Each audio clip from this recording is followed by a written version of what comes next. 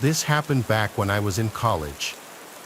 Spring break had just ended, and I was driving from my parents' house back to my college dorm. The drive itself was about 3 hours.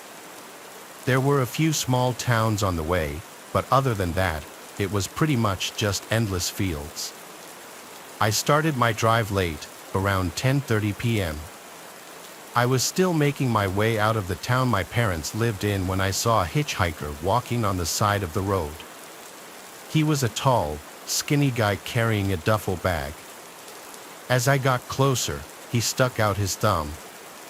I honestly felt really bad for the guy, and seeing as he was walking in the same direction I was going, I rolled down my window and asked if he wanted a ride.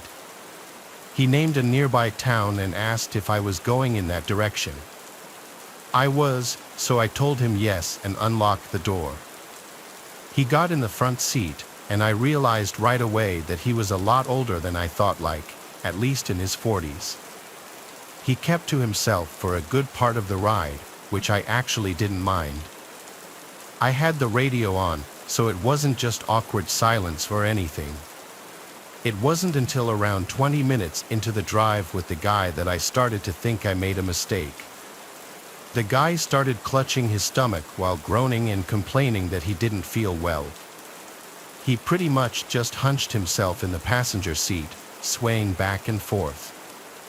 I told him to feel free to open up his window for some fresh air, but he never ended up doing it. To say I felt uncomfortable would be an understatement.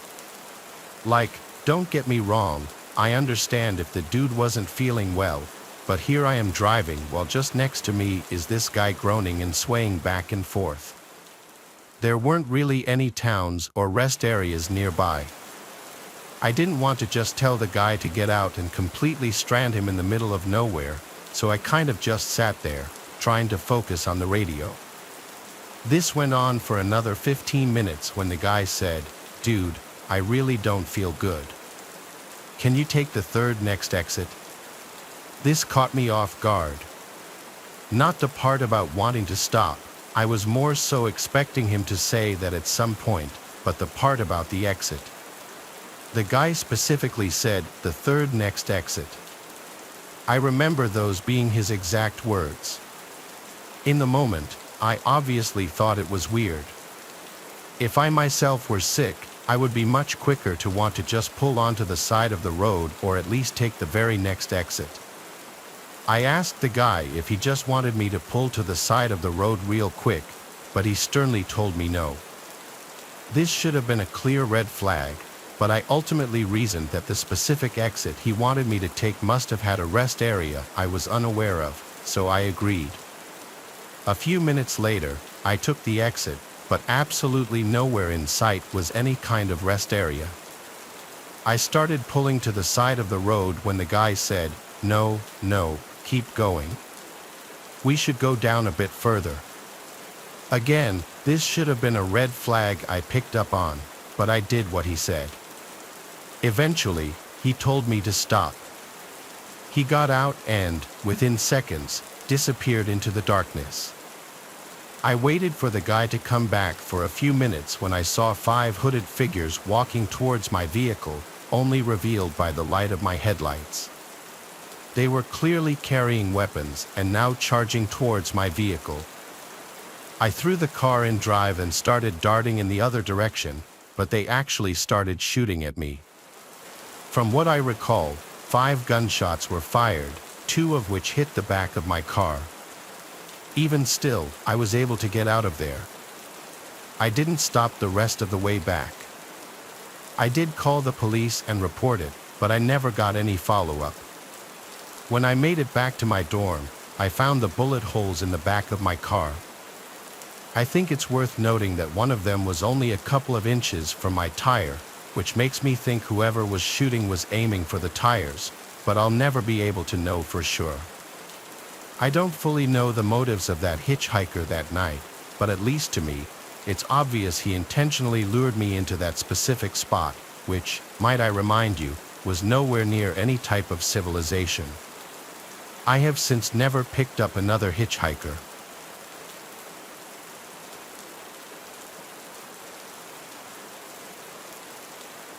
This happened multiple years back when I was around the age of 12. I was an only child, and back then, my family only had one car, which my dad would usually take to work each weekday.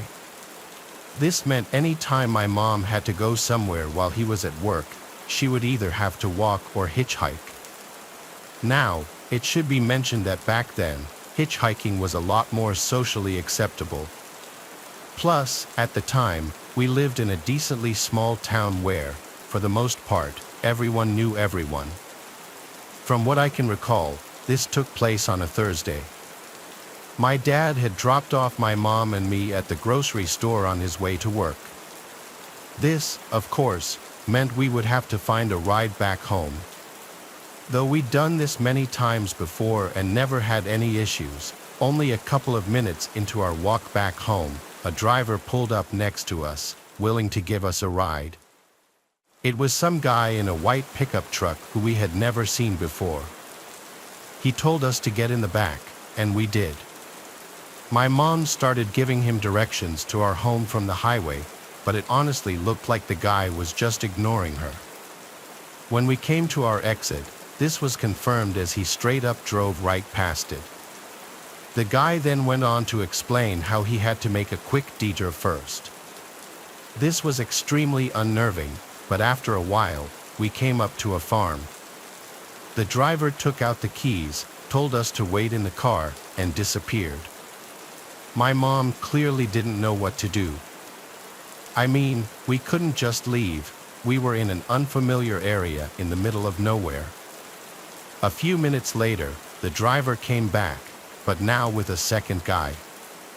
The guy looked at us and started flipping out, screaming at the driver. Now, I'm not sure if this is exactly what was said, but this is what I can remember. The guy screamed at the driver that he shouldn't have brought someone with a child and that there's no way anything can happen now. From what I recall, more things along those lines were said, but I can't remember exactly. The driver then got back in the truck and apologized to us. My mom sternly told the man to take us back to where he had picked us up. She technically hadn't given him our address yet and, for obvious reasons, now did not want that information known. The drive back was done in complete silence. Looking back, my mom and I both agreed that the purpose of that stop was not as innocent as a simple detour. We honestly see ourselves as lucky for making it out of that situation. We lived in that town for 5 years after that and never once saw those two guys again.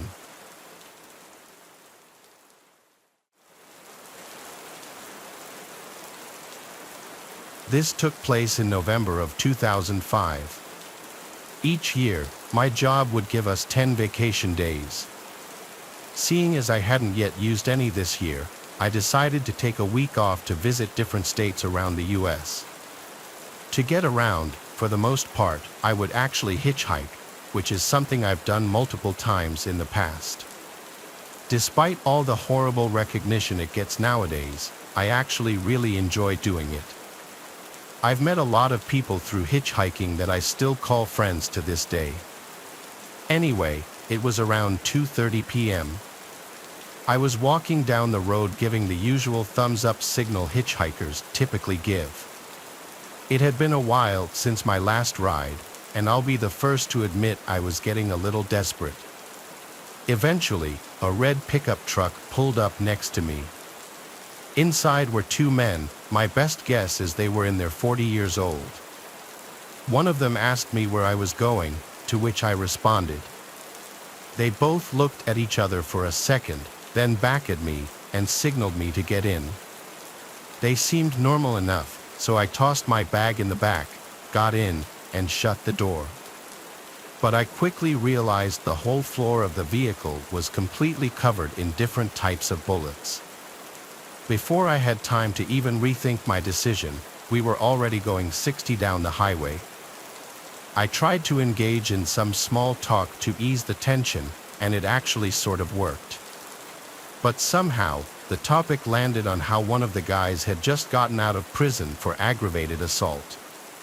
A disturbingly short amount of time later, they started asking me how much money I had. This is when I started to realize I could be in some serious danger. Now, I had been hitchhiking for a couple of days by that point. I didn't look the best, so I tried to play it off that I was homeless and had no money whatsoever. This response was met with complete silence. For the next 30 minutes or so, not a single word was said, though multiple times I would catch the driver looking up at me through the rearview mirror. I honestly just tried to ignore it, something I regret doing to this day. Fast forward 20 minutes, and to my horror, the driver turned off the highway and started down some unpopulated dirt road. I instantly shot up and said, dude, where are we going? After 15 seconds of no response while the car was still driving, I grabbed my bag, unlocked the door, and dove out of the car. Instantly, I looked up to see the red pickup slam on its brakes, shortly after followed by the reverse lights turning on. I cannot explain to you how fast I got up and ran into a nearby cornfield. I ran for 5 minutes when I swear I could hear gunshots behind me. They were clearly distant, but still, I ran for another 5 minutes until I reached the sign for the main highway. I then called the police, explained the situation in my current location, and waited in the cornfield until an officer arrived. I was then driven to the nearest police station, where I filed a police report. Though in terms of descriptions, there wasn't really much I had to give other than 2 men inside a red pickup truck. I hadn't gotten the license plate number, and I didn't even really see the full faces of the guys or even remember them. The whole situation was no doubt the scariest thing I've ever experienced. I don't completely know what those guys had planned, but I truly believe I could have lost my life that day. While I still hitchhike occasionally, I am now far more cautious in the cars I get into.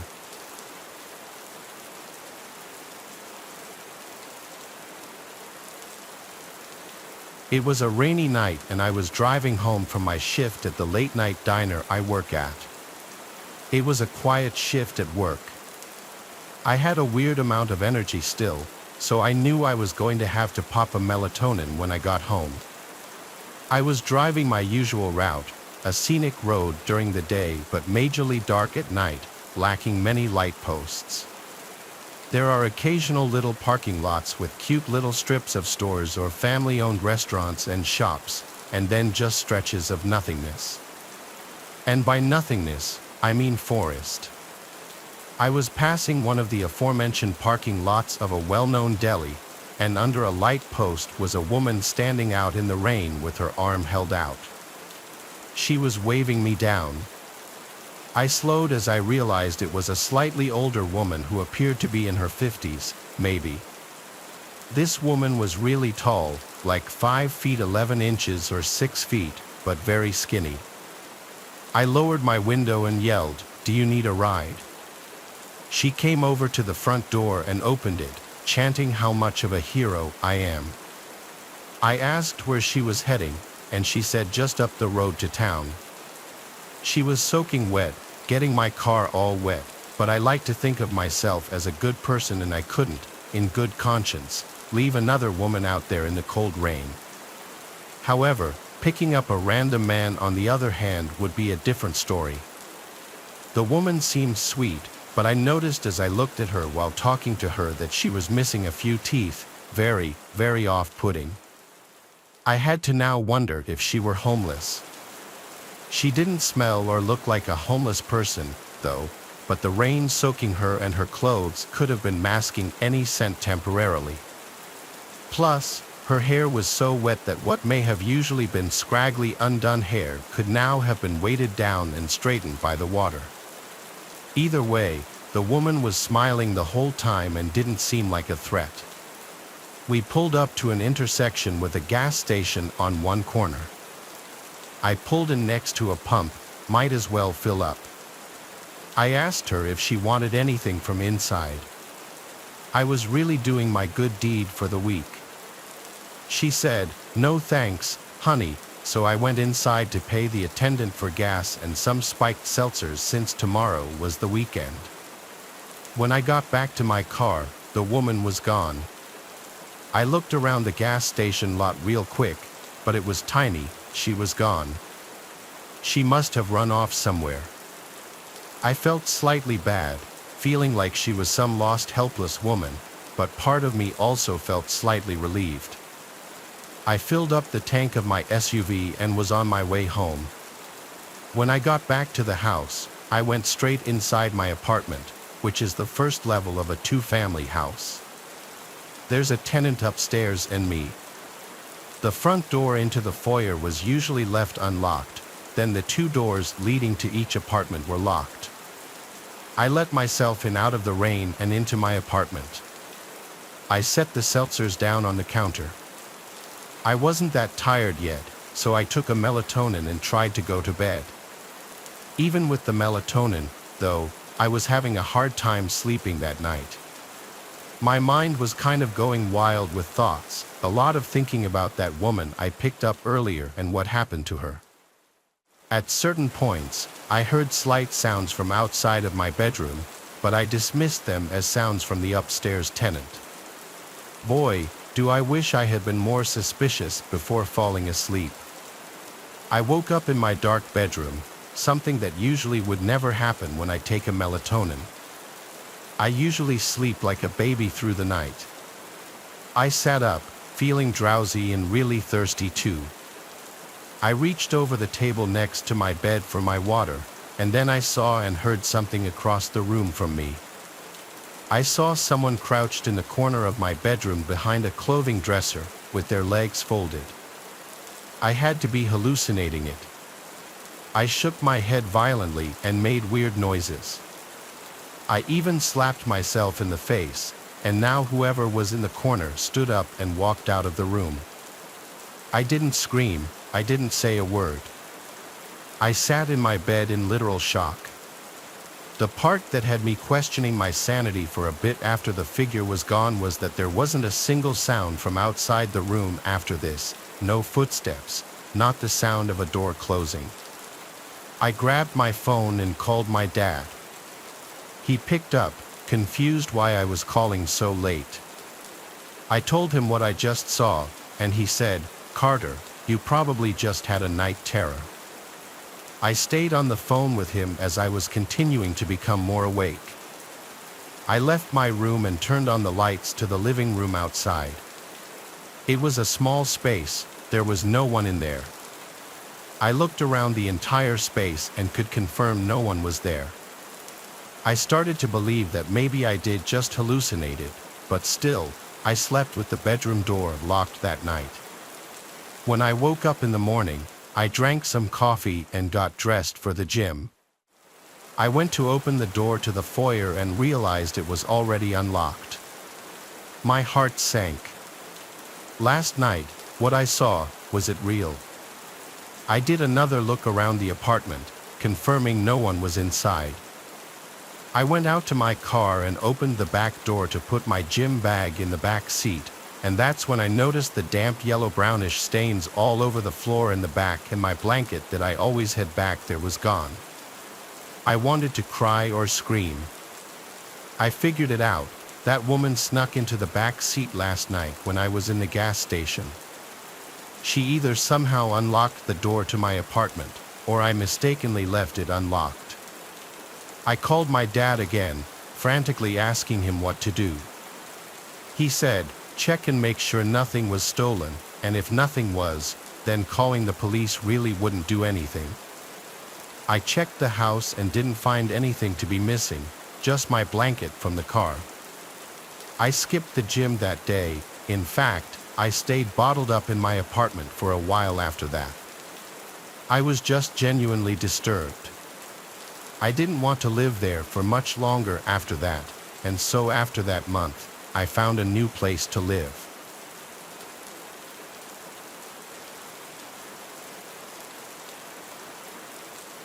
This happened a few months ago, and I don't know why I agreed, but I decided to go with my friend Elias to a house party he was attending during our first year of high school, even though I wasn't even invited. Elias was able to pull some strings, and I accepted the invitation knowing that I wouldn't be able to drive. I made the choice to go with Elias.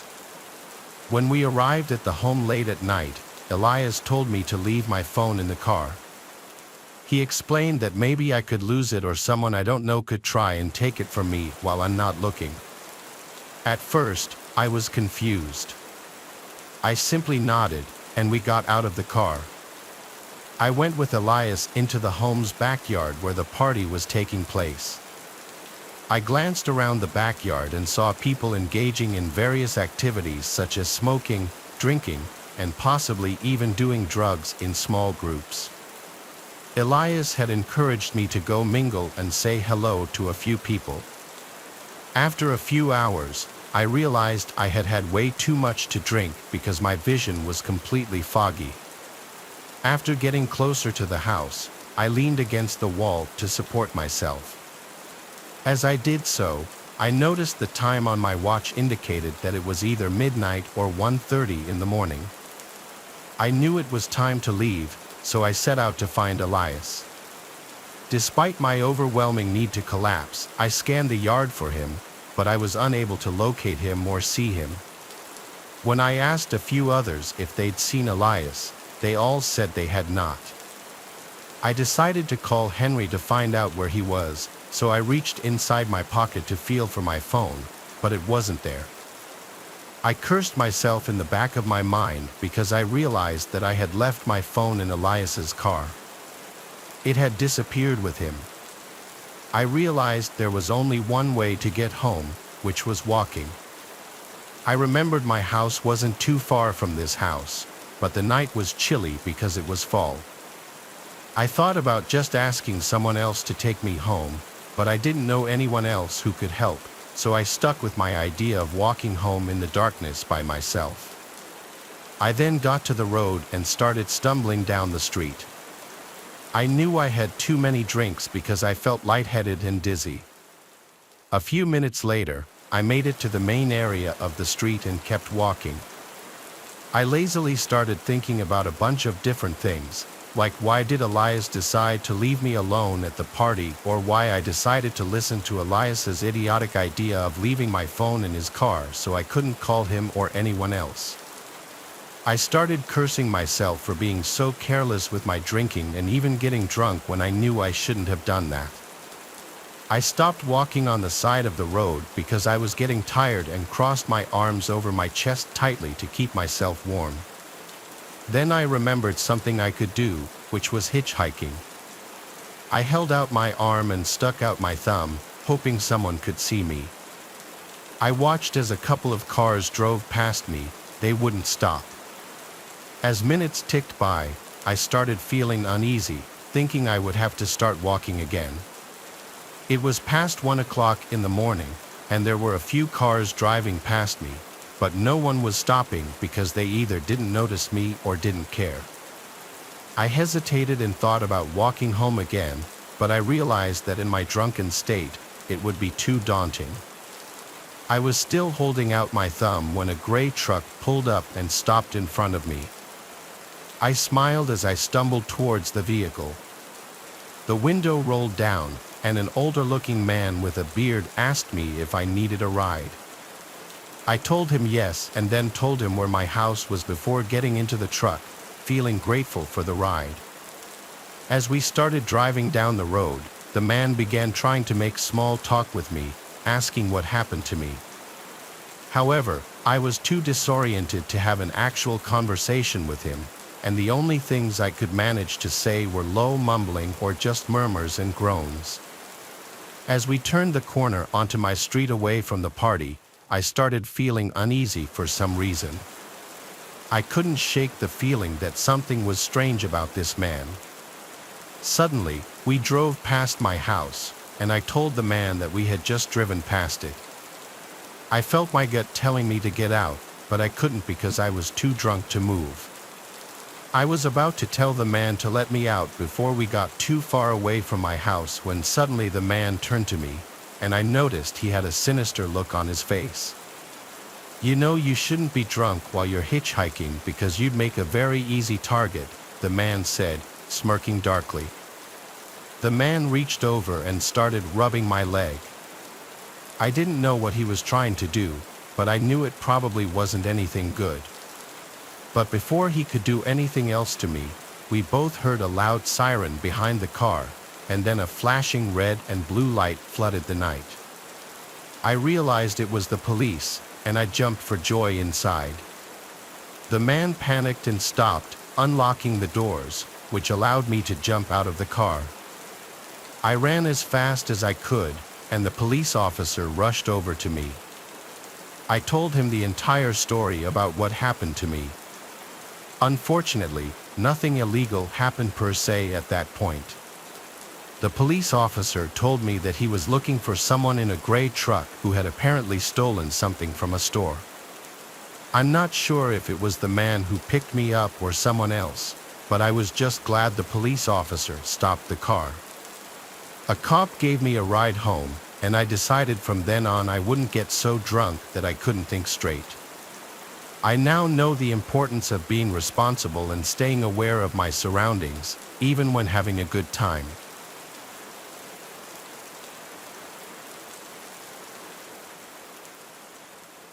I was still in college when this happened. I went to a big party school in upstate New York. I wasn't in a sorority, but I attended a lot of the frat parties still. I had a heavy drinking phase in college, unfortunately, but I guess it's good that I got it out of my system. There was an upcoming frat party that my friends Verity and Ellie wanted to go to. I was not one to ever say no to a party unless I was already deathly hungover, and even then, I'd sometimes be known to still go out. I was living in a house off campus with 3 other girls. We were not a sorority house or team house or anything like that, just 4 friends renting a house together. I believe it was a Adam Sandler party that we were going to. The house was about 20 minutes away from campus. We pre-gamed pretty heavily at our house and then called an Uber, which we all split. On the Uber ride there, we pre-gamed some more, which was a recipe for disaster. By the time we showed up to the party, I was borderline blacked out. I barely remember the layout of that house. I'd never been to a frat party besides that night. It's weird, I have short spans of memory from that night. I vaguely remember the outside, that there were a bunch of frat guys standing out front of the house, and then I remember the DJ in the living room and the 2 beer pong tables in the kitchen. I was later told that I played beer pong with some random frat guy and ended up talking to him in a corner for a big chunk of the night. But after that, nobody knows where I went. I couldn't even tell you the last thing I remember before waking up sleeping on the grass on the side of the road. In a daze, my head was throbbing. I had to still be somewhat intoxicated. It was pitch black outside. I was laying by a bunch of trees, like a wooded area apart from the university. There wasn't much up there besides woods and the occasional little town. There were a couple of light posts further down the road, so I wasn't just laying in complete darkness. I patted down my pockets looking for my phone and had a meltdown when I realized my pockets were empty. I was also missing my crossbody bag. I had absolutely nothing on me and started to freak out. I couldn't even call for help, let alone check the time or where I was. I looked around the immediate area by where I was sleeping, nothing. My white shirt was stained with dirt, but that was the least of my worries. I started walking down the road closer to the light posts and began to realize there were no buildings in sight. I was on some completely random back road. I leaned on the light pole for a few minutes, wondering what to do. I decided I'd wait for someone to pass by and ask for help. It took a long time, though at least 20 minutes, before I noticed headlights down the road. I stepped out onto the road, waving my arms and jumping, trying to ensure I got their attention. The cars slowed to a stop on the side of the road. I approached the car, and the guy inside rolled down the window. Once he asked me if I was all right. I told him I was stranded without a phone and needed a ride home. He told me to get in, and I did, making sure to let him know how much I appreciated it. He, of course, asked me about my predicament, how I found myself stranded on the side of the road. I told him I was at a party, and the next thing I remembered was waking up on the side of the road. In hindsight, I should not have said any of that. I should have been as vague as possible and not let this guy know that I got completely trashed and was vulnerable. He asked why I didn't call for help, and I told him I lost my cell phone too. I looked back at him for a second, and this was the first time I really analyzed his features. He was about 40, not the best-looking guy, with a thin goatee and a big nose. I gave him my address to put into his house as he drove. He put the address in, and then I heard him say under his breath, "Okay, here we go." I asked how far away we were, and he said about 15 minutes. That sounded about right since the frat house was about 15 minutes from our house. I thought things would go smoothly. I'd get dropped off at the house where Ellie and Verity would be waiting for me with my belongings. But nothing can ever go that smoothly.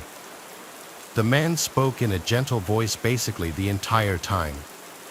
He was asking basic questions. At first, his soft voice was almost, in a weird way, off-putting, like why was he talking in an almost whisper in the car. We drove on and on for what seemed like over 15 minutes on the same road. I started to get concerned and asked him how much further we had. He didn't respond right away, so I said, "Sir," and he went, I repeated my question, and he said in his soft voice, "Not far." This wasn't right. Our house is in town, yet we were still on the same back road with nothing but trees everywhere. I started noticing in my peripheral vision that he would look at me multiple times, like he'd move his whole head to stare at me for a few seconds and then look back at the road. I was starting to feel sick. I asked him if he put the right address in, and he said yes. Then he asked, "What color underwear are you wearing?" as he put his hand on my knee and started rubbing it. I moved it away and told him in a desperate voice to please not hurt me. I just wanted to get home safe. He said, "Why would I hurt you?" After saying this, he pulled onto the grass on the side of the road and put the car in park. He was about to lean over towards me and do something, like put his arms around me, but I didn't let him. I opened the door and ran into the woods. Luckily, I was wearing my Air Forces, so I didn't have a hard time running in the woods. I ran only just enough to be out of sight from the car. When I could no longer see its headlights, I heard the man for the first time raising his voice. He yelled into the woods, "Where you at?" "I just want to."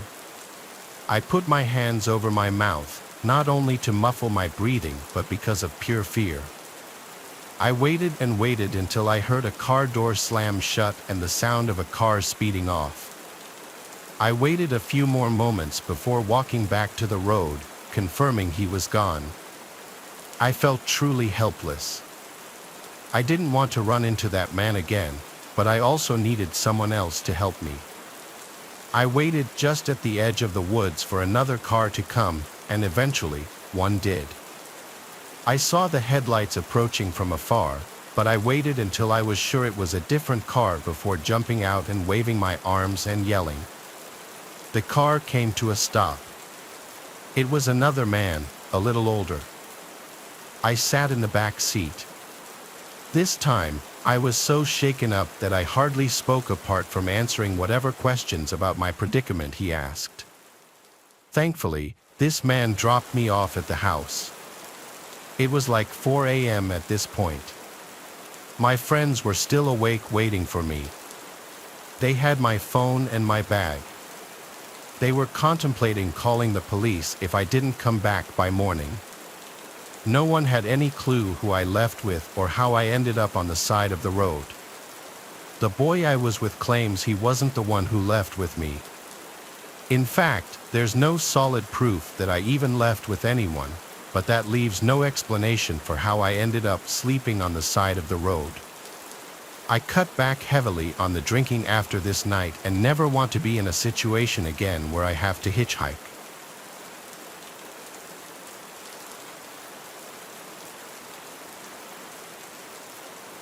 Out of the dark forest, I was hitchhiking from Liège, Germany, to Paris. He was a French man, a somewhat dirty and unshaven driver, small and shabby. He agreed to give me a ride in his car, a ride with him to Paris where I needed to pick up. My paintings were from an exhibition I had there. It was October, I was 30 years old, and he seemed about the same age.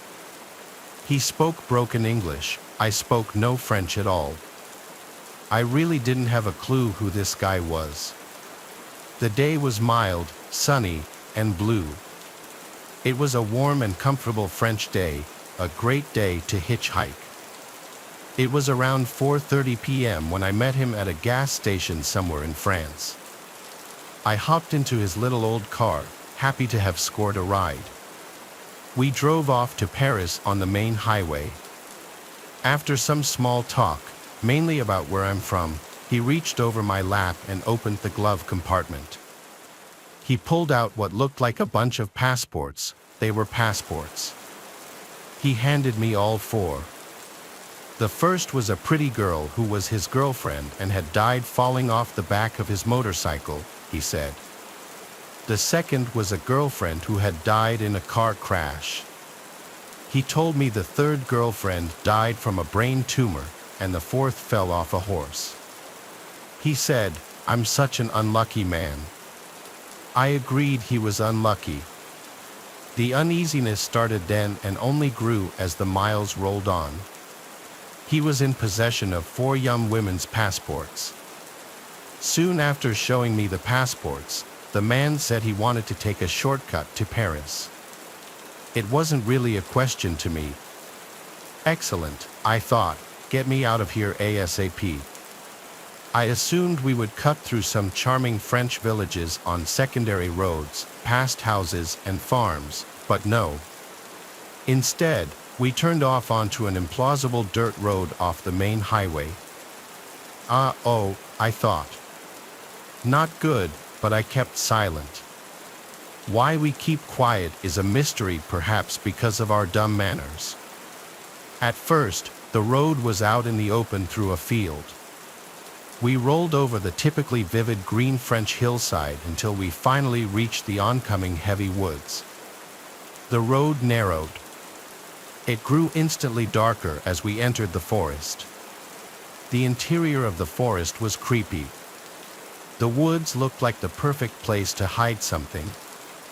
I still found the woods beautiful and dreadful.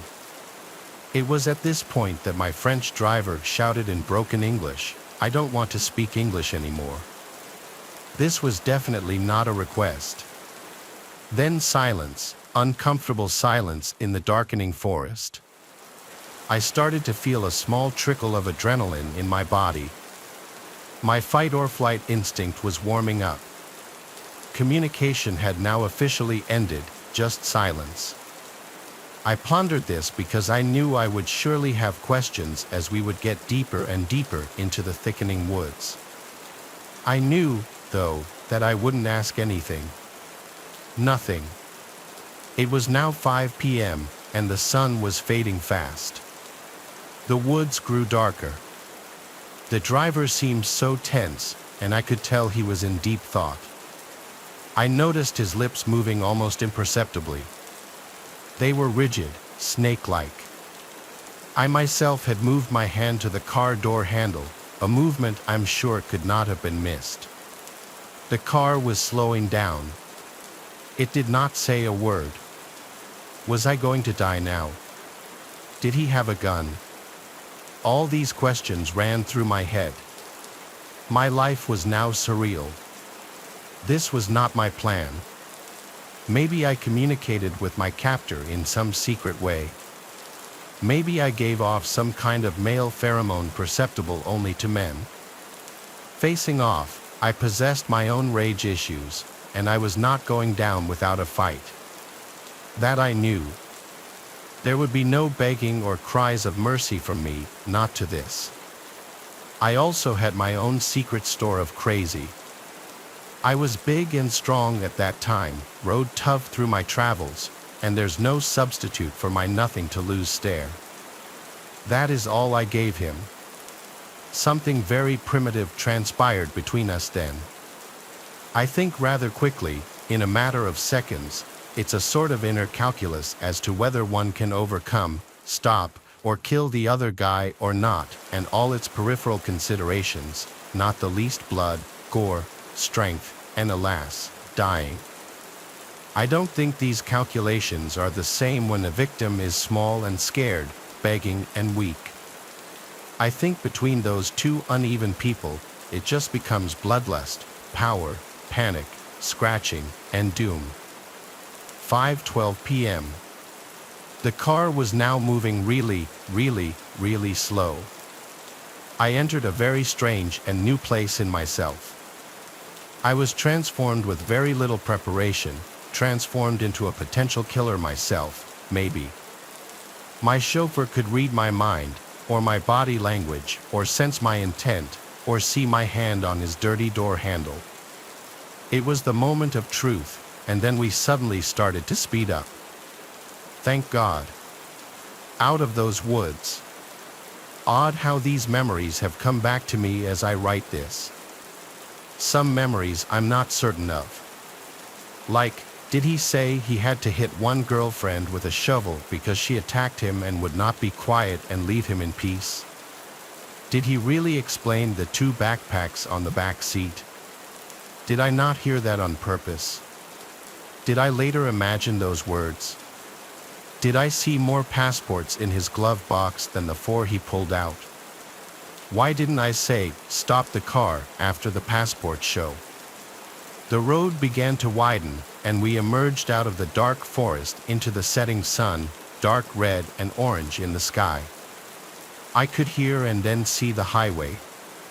Now I saw tiny houses across the highway. I had no idea where exactly I was. The Frenchman asked me if I wanted to spend the night at his house. We could eat dinner together. A quick film of his filthy torture chamber basement ran through my head. I politely said no. My first words spoken since the order not to speak English. I sincerely think that had I broken that command and blabbered something in the woods, my story might have had a different ending. It all came down to silence. I can be silent sometimes. One needs to be to contemplate the next move. Maybe one of the faces in the passports may not have been able to spring over her nature and started to talk or beg with fear. Would that have fed the killer's darkness as evil? Who really knows? I got out at the side of the highway, and with night settling in, I watched him drive away. I never went to the police because I didn't speak French, and I thought maybe my imagination was just too damn active. I yelled something into the night sky, just wondering what the hell had just happened. It was fully dark now. I was exhausted after that little adventure and soon fell asleep on the side of the highway. The next morning, I was worried about what the new day would bring. I looked at my hands, wondering if I was still alive. Jump ahead 20 years, and I'm teaching a German business student English in a cafe on a boulevard in Liege, Germany. For whatever reason, we discussed the topic of hitchhiking, and I tell him my story. My student promptly whips out his smartphone and Googles French serial killers. Then he shows me pictures. There he was. I was shown a photo of serial killer Patrice Allegre. It was him, all those years ago, me and him on that strange ride. I had never forgotten his face. At that time, in 1990, there was a reported serial killer leaving bodies of girls on the French roadsides and highways. He was in the midst of his killing hobby back then. I had heard about a killer on the loose. My French girlfriend told me to be careful hitchhiking.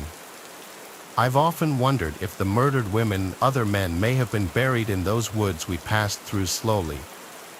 I now wish I had gone to the police and have since subsequently tried. He's in jail, and they're not interested. Maybe I could have helped stop more murders back then. That's heavy on my soul. Since then, I've felt the dark light in my body. Maybe the souls of the girls escaped with me, desperate to get out of the forest.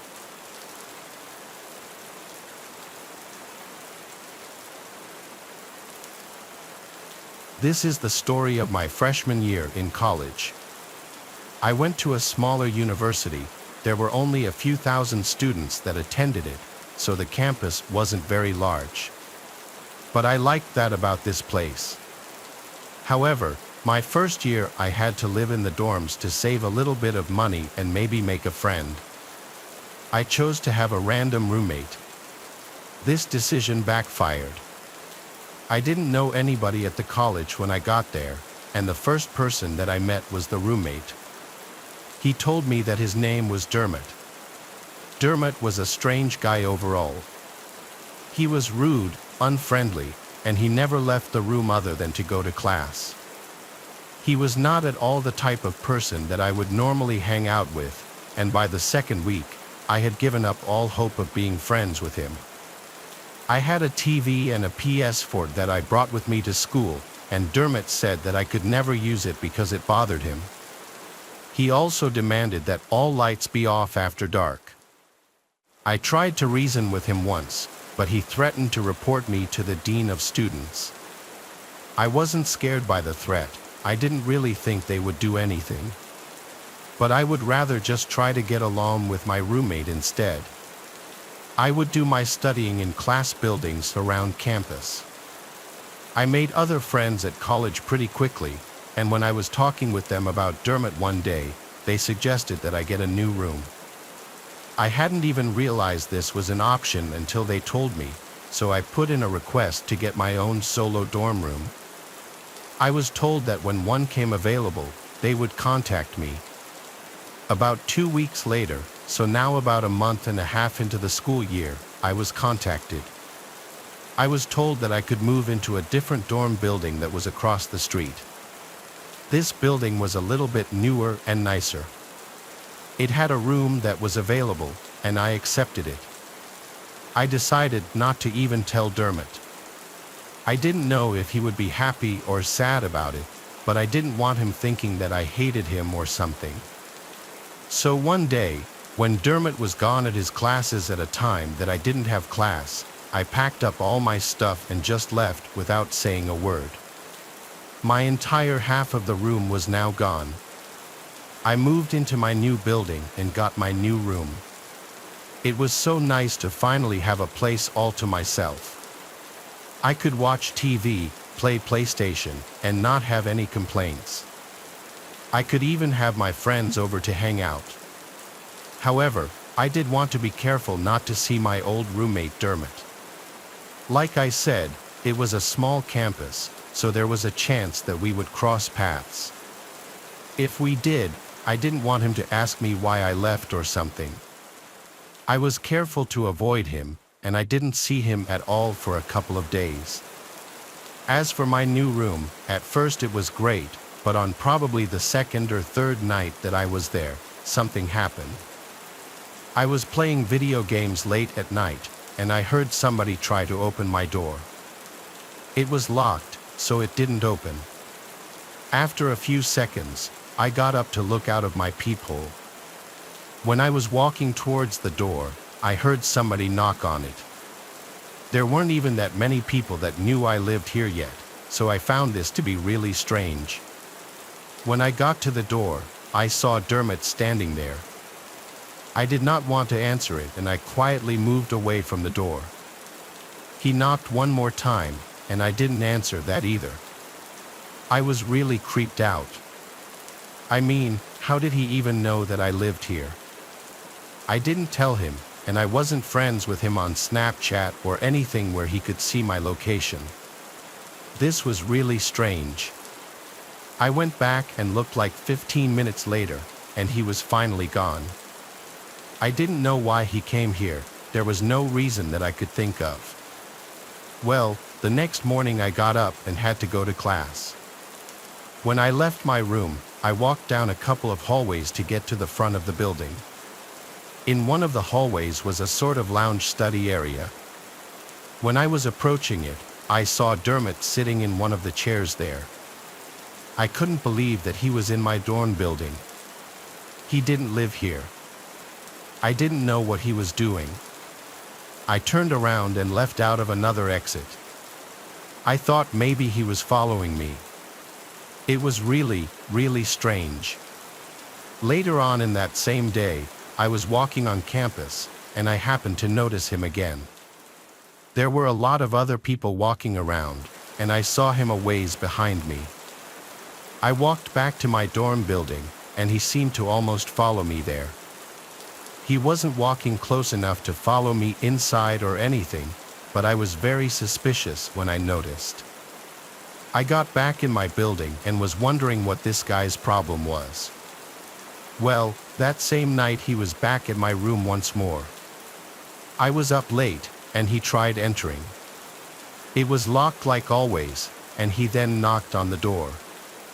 This time it was louder than before. I didn't answer but was watching him through the peephole. He knocked again very loudly, but I still did nothing.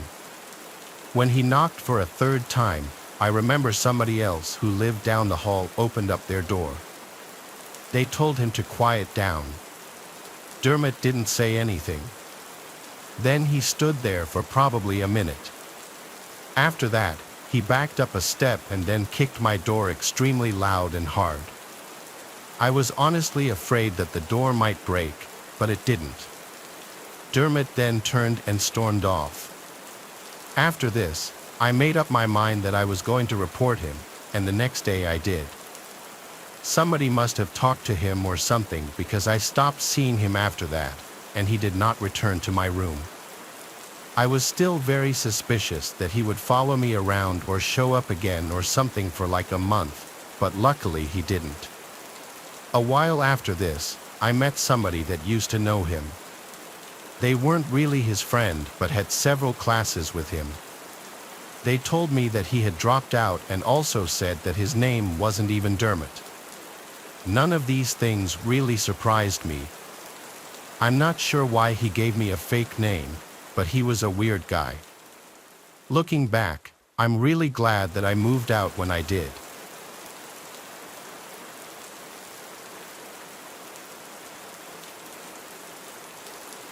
Back when I got my first adult job after college, I moved into a smaller house with a roommate.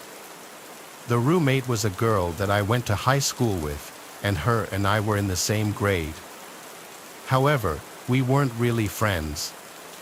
We both knew of each other but didn't have the same friend groups. I didn't know much about her, but somehow after college, we found ourselves living in the same city. We had been friends on Facebook or something, and because we both lived there and didn't know anybody else, we decided to try to become friends and live together. We were both female, the same age, and figured that it would work out, but I was wrong about that. At first, she seemed cool. I honestly forgot where she worked, but she had pretty normal hours like I did. Our bedrooms were the only two in the house and next to each other in the hallway. We were not best buddies or anything, but we got along good at first. However, she seemed to have sort of strange behavior. I remember noticing her leaving and coming home at all kinds of odd hours all the time. I would wake up to hearing her leaving or coming home. I was a light sleeper, and the times would be anywhere from midnight to 5 a.m. I had no idea where she would be going or why, and this happened at least several times a week. One time I brought it up, asking why she was leaving at 2 a.m. She flat out denied it and said that I must have heard the neighbor. I didn't tell her I knew it was her because I realized that whatever it was, she didn't want me to know. I didn't really think too much of it for the most part, though. But one night, several months into living there, I was out late. I was with some other friends, and I got back home at probably almost midnight. After arriving back at the house, I went inside, and all of the lights were off. I turned on some lights and also noticed that my roommate's door was open and she did not appear to be inside. I called out her name, just wondering if she was home. I figured that she was gone again when she didn't answer. Then I went into my bedroom, changed, and got in bed. I was tired, but after closing my eyes, for some reason, I had a hard time getting to sleep. I laid there for probably 20 minutes trying to rest, but it was like I wasn't tired anymore. Then suddenly I heard this noise inside of my room. I had no idea what it was. I looked up and saw my closet door opening. Then I saw my roommate walking out. It was really dark in there, but I could clearly tell that it was her. This was so strange. I had no idea what she was doing in there. I sat up and asked her what was going on. As soon as I spoke, she looked over and saw me, then she started running and darted out of my room. I stayed where I was and was just so confused. Then, probably a minute later, I heard her leaving the house out the front door. At that point, I decided that I needed to move out of there as soon as possible. For the next couple of days, I packed up my stuff. I don't know where my roommate was during this time, but she was never there when I was. She must have only been back when I was at work. Then I moved out. After that, I haven't spoken to her since. She blocked me on social media, and I still don't know why she was hiding in the closet in my room. She probably didn't expect me to get home when I did. That's why her door was open and she was in my room.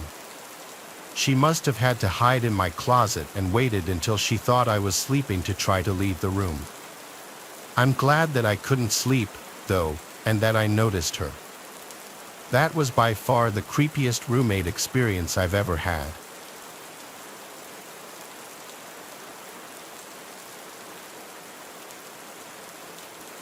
Three years ago, when I was broke, I moved to a new city for a job. This job was not the most well-paying job, but it was decent. Because I had no money going into it, I had to find a cheap place to live. I ended up going on Craigslist and finding a roommate there. I know that sounds sketchy, and the truth is that it is sketchy because the guy that I was roommates with was weird. At first, he seemed normal enough, but I never actually met him in person until I moved into the apartment. We had a 2-bedroom place right outside of the city. My roommate's name was Bellamy, and he was thin, had longer hair, and was about my age. The apartment that we got was not very nice. It was located in not the best neighborhood, and the building was old and a little bit run down. We had a living room, a small kitchen, and then a hallway where Bellamy's room was at one end. The bathroom was sort of across from Bellamy's room, and then my bedroom was at the other end of the hallway. I knew that living with Bellamy would be temporary, and as soon as I had enough money to move to a better place, I would. After meeting Bellamy and moving in, he just seemed a little bit strange. He was not that friendly, and for the most part, he stayed out of my way, which was nice, and I stayed out of his.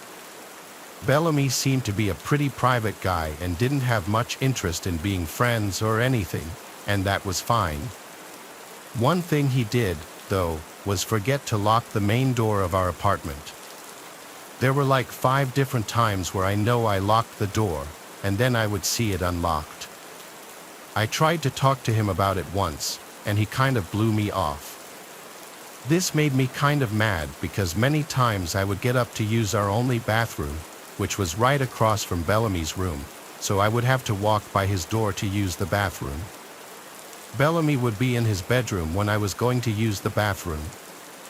A lot of times when I would start to approach, I would literally hear him locking his door. It was like he was afraid that I was going to try to go into his room, so he was locking it.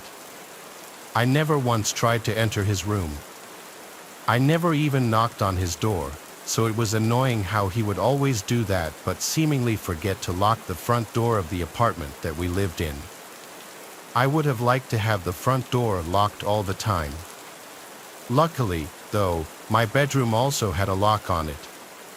One night, I was sleeping but woke up in the middle of the night. The first thing that I remember after waking up is that I heard somebody right outside my bedroom door. My heart started racing, and I didn't know what to do. Whoever this person was already inside the apartment, probably because Bellamy left the door unlocked. I then heard this noise, like somebody was messing around with the lock on my door. Maybe they were trying to pick it. This went on for like a minute, but luckily they didn't get in. I got my phone that was next to my bed and called the police. Then I turned on my bedroom light. When this happened, I heard whoever it was moving away from the door and seemingly back out towards the living room. I didn't leave my room until the police arrived. By then, I hadn't heard anything in a long time. I finally left my bedroom and saw that our front door was left unlocked again. The police came in and searched the place. While this was going on, Bellamy left his bedroom, apparently woken up by the motion. He said that he didn't see or hear anything. The police didn't find anybody and nothing was stolen or missing. I even remember when the police were there, Bellamy loudly said to me, "Are you sure you weren't dreaming the whole thing?" I found this comment to be a little bit rude because I knew that I wasn't. The police also heard him, and I didn't want them to think that I was just imagining the whole thing. The police advised us to keep our door locked, and then they left. After they left, I remember Bellamy asking me why I called the cops. It was like he was annoyed that I did. I said because he left the front door unlocked and somebody broke in. Bellamy claimed that he didn't leave it unlocked and said that our lock must be faulty, but I didn't believe him. I mean, somebody broke into our apartment and tried to get into my bedroom, and Bellamy just seemed annoyed by the whole thing. He didn't even seem that concerned. After that, we both went back to our rooms, and I went back to bed. I really couldn't wait to move out of there. Soon, I would have enough money saved up to do so. Several days went by and everything seemed to be going normally. Then one night, I was in my bedroom again. Now usually, I would hang out in my bedroom and then go to the bathroom and brush my teeth. Then I would return, lock my door, and go to sleep. That was my nightly routine. So, on this night, I believe it was a Friday because I didn't have work the next morning. I know that because I was staying up much later and watching YouTube videos on my phone. It was past the time that I usually went to sleep. I think it was after midnight. I was lying on my bed, and my lights were out, but my door was unlocked because I hadn't brushed my teeth yet. I remember all of a sudden seeing my bedroom door start to open. My headphones were in, so I didn't hear anything, but when I saw this, I took them out and looked to the door. After it slowly opened, I saw Bellamy entering. When he saw me staring right at him, he stopped, turned around, and then left. I yelled at him, asking what he wanted, but he quickly returned to his room. I thought this was really weird and also creepy, so I got up, brushed my teeth, then locked my door and went to bed. The next day, I asked Bellamy what he was doing, and he completely denied it. I couldn't believe it. He suggested that I was having another dream.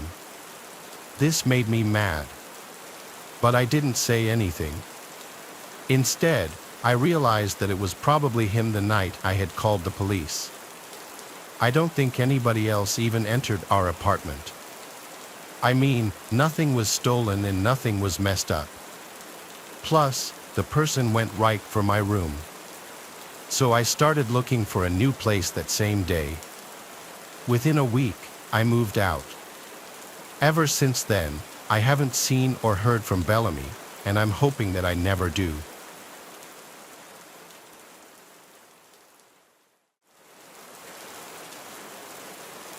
When things hit the fan with my parents, I had to move out. I was down on my luck living situation-wise and could only crash on the couches of my friends for so long. I was looking on all the roommate and apartment apps and websites, and I found something that caught my eye on this app. A man named Owen had listed a room for rent in his 3-bedroom, 1-story house. The rent price was $1,300 a month. He'd basically be my landlord and roommate, as he would also be living in the house. He made sure to note on the ad that he'd be out of the house most of the time and that the renter would have the place to themselves often. He did put in all capital letters a few ground rules though, including no parties, no large gatherings, no drinking in the living room, and no use of the basement. They seemed like pretty standard rules. I went to view the house in person and meet Owen. The second he opened the door, I got a bit of a read on him that he was a little reclusive.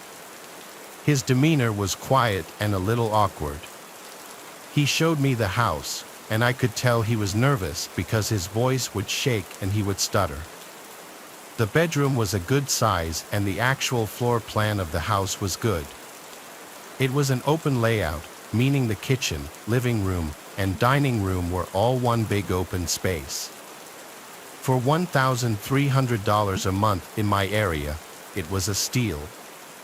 He laid out some more ground rules in person, and he emphasized again how I can't go in the attic or the basement as he used them for storage only. Sounded fair enough. On the spot, I told him I was interested. We shook hands, I left, and 2 days later I was moving in. We didn't draft any sort of lease or contract. I was just going to be paying him off the books month to month, the first day of every month.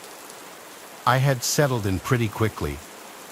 The bedroom I was renting was already furnished with a bed and basic furniture, so all I did really was hang some of my wall decor and fill the dresser and closet with clothes. The bedroom had a lock on it, thankfully, and he gave me the key to it so I could lock it when he wasn't home, which seemed like a nice gesture at first. Owen never told me what he did for work. He just told me he usually wouldn't be home, but I quickly learned that wasn't true. Anytime I'd come home from work, his car was always in the driveway. Quickly, I started to pick up on loud sounds outside of my bedroom at night, from footsteps to doors opening and closing constantly. One night, I went out in the middle of the night just to go to the bathroom, and I noticed the basement door was opened. I walked over to the top of the stairs and looked down. There was a dim light from down there, seemingly from a far corner out of view. I heard banging sounds coming from down there. It was like 2 a.m. What could he be doing down there? Then the banging stopped and Owen appeared at the bottom of the stairs and looked up at me. It was so creepy that describing it in words doesn't do it justice. He looked visibly annoyed as he looked up at me. I apologized and said I was just going to the bathroom. He almost angrily responded, "Shut the basement door." I listened to him, insanely weirded out. I went to the bathroom and then back to bed. I laid awake for a while after that, now with my mind racing, wondering what he was doing. About a week later, I returned home and noticed my bedroom door was unlocked. I always locked it before leaving every day. I looked around my room to see if anything was missing, and while nothing seemed to be missing, I noticed some things had been moved. For starters, my clothes in the dressers were not neatly stacked anymore. They had been looked through, I could tell. The closet door was also cracked open. It was dawning on me that he had his own key and he likely came into my room and went through my stuff. This felt like a clear invasion of privacy and a violation of my tenant rights. I had to figure out how to confront him about it. I went to knock on his bedroom door, but he didn't answer. His car was in the driveway once again, so he had to be home. I was getting such weird vibes from all this. I gave up and went back to my room after microwaving my dinner. While I was in my room relaxing and watching TV, I heard the door to Owen's room open. I took this opportunity to get up and confront him, so I went out to the living room and caught him in a hurry about to leave the house. I stopped him and asked if he went into my room. He looked at me with a blank expression and straight up said no. I delicately responded without being hostile, saying that the door was unlocked and some of my stuff appeared to have been gone through. He then claimed that I had the only key to my bedroom, and then he said he's in a hurry, he has to go, and he left. I was flabbergasted by all of this.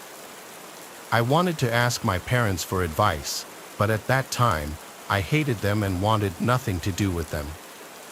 I was already back on the apps and websites looking up other listings. I knew I didn't want to stay here. Then I realized this was the first apparent time that Owen wasn't home while I was. Curiosity got the better of me, and I had to check out the basement. I checked out the windows first to make sure his car was gone, and it was. I then went over to open the basement door. Oddly enough, I couldn't find any light switches, so I just used the flashlight on my phone to navigate around. The steps were so creaky I felt like I was in an abandoned house. I got to the bottom, and there was a tan carpet that was curling upwards at the walls as if it were poorly fitted to the floor.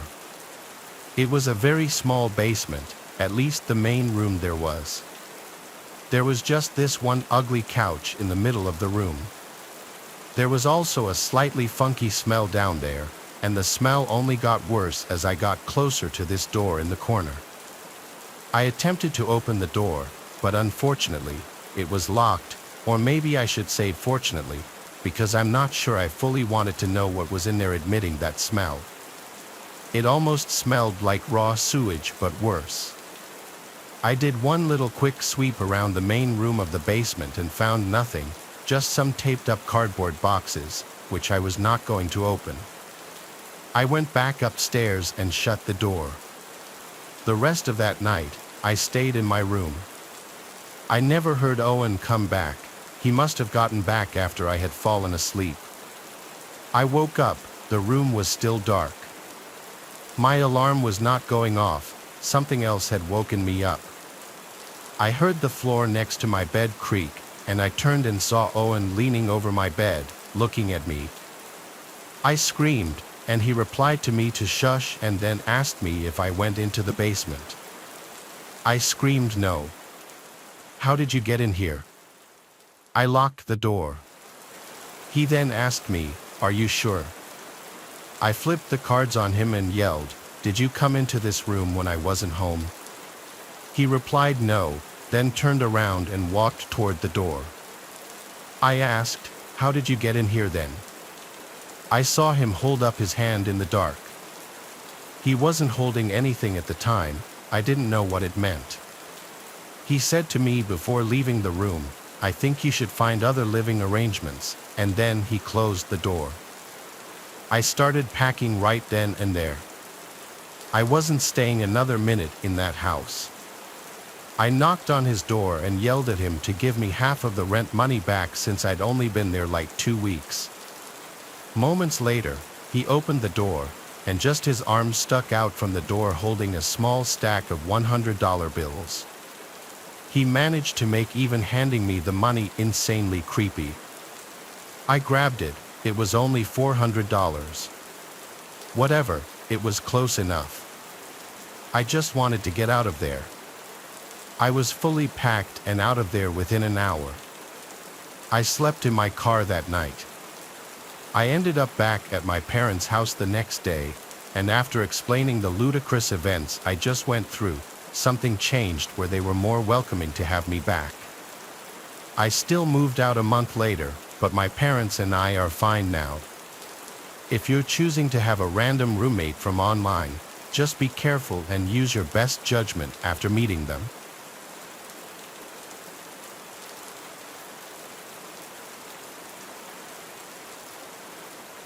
It was my junior year of college. I had moved off campus into a student apartment building. My roommate was sort of assigned to me by the school in the sense that he was just someone else who needed someone to live with. His name was Arlo, and he seemed like a nice guy at first. He was friendly and polite, always smiling and making small talk. But as the days went by, I started to notice strange things about him, little quirks and odd behaviors that made me feel uneasy. It started with the way Arlo would always linger in my room, asking pushy questions about my personal life and poking around my belongings as if he were way too comfortable doing so. At first, I brushed it off as harmless curiosity, even if I found it kind of weird. But the more I thought about it, the more it bothered me. Then there were the sounds I would hear coming from Arlo's room late at night, talking and shuffling noises that were slightly concerning. I tried to ignore them, telling myself it was just Arlo watching TV or talking on the phone, but deep down I knew something wasn't right. One night, unable to sleep because of the strange noises coming from Arlo's room, I decided to investigate. I crept silently down the hallway and pressed my ear against Arlo's door, straining to hear what was going on inside. What I heard was just weird. It was the sound of Arlo whispering to himself, his voice low and muffled. And then, just as suddenly as it had started, the whispering stopped, and there was nothing but silence. Then I heard, "Kane," Arlo said my name. Did he somehow know I was outside his door? I quickly and quietly tiptoed away from his door and went back to my room. I silently crawled back into my bed. I didn't know what to make of this. Why was Arlo talking to himself? Was he hiding something from me, or was he sleepwalking?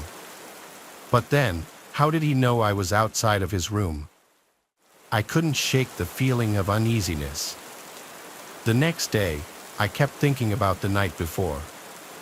As the days went by and the sounds from Arlo's room persisted, my paranoia only grew worse. I couldn't shake the feeling that Arlo was hiding something from me. Arlo's behavior also became stranger. I started to notice little subtle changes in his behavior, like he would make strange glances at me, and his movements seemed a little furtive. One night, I woke up at some off hour in the night and heard Arlo's whispering voice from outside in the hallway, like right outside my door. It was genuinely freaking me out, and I was wondering if he was sleepwalking. I went to the door and put my ear up against it, and like last time, the whispering stopped. Then Arlo once again said, "Kane." This time I replied and said, "Yeah, you good?" He didn't respond. I just heard his footsteps walk away to his room. The following night, I woke up to the sound of my bedroom door closing. I heard Arlo's footsteps walking away in the hallway. This was getting out of hand. The next day, I decided to confront him about his potential sleepwalking. I told him I'd been hearing him walking around late at night and heard him close my door last night. I then asked him if he had ever been known to sleepwalk or have any kind of sleeping disorders. He seemed to not know how to answer at first, but then he said yes, he does tend to sleepwalk sometimes. I wasn't buying it, though. Something was up. I decided to search Arlo's room for answers. I knew it was risky, but I couldn't ignore the nagging feeling that something was wrong. I waited until Arlo was out of the apartment, then I crept into his room. I knew that I might not have much time, so I searched quickly, tearing through drawers and closets in search of anything that might explain Arlo's strange nightly behavior. And then, just as I was about to give up, I found it, a small, nondescript drawer hidden at the back of Arlo's closet. I pulled it open, and my blood ran cold at what I found inside. It was a collection of photographs, dozens of them, mostly featuring me asleep and one other guy who looked to be our age. They were taken from different angles and distances, some of them so close up that I could see the pores on my skin and individual strands of hair on my head. I felt sick to my stomach as I realized what I was looking at. Arlo had been secretly taking pictures of me while I slept, without my knowledge or consent. I couldn't believe it. I had been living with some kind of sick voyeur. He had been violating my privacy and invading my personal space for who knows how long. I wanted to confront Arlo, to demand answers, but I was afraid of what he might do, afraid of what he might say, afraid of what might happen if I confronted him alone.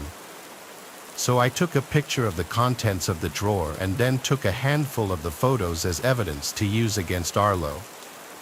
I packed my things, and the next day, I showed the photos to the department in charge of student housing accommodations, and they told me to let them take the appropriate action. I was lucky and got assigned to a different apartment with a normal person who needed a roommate. I never spoke to Arlo again.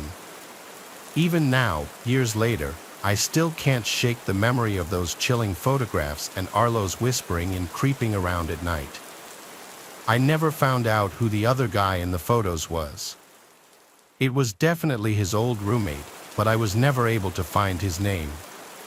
But who knows, maybe he also found out.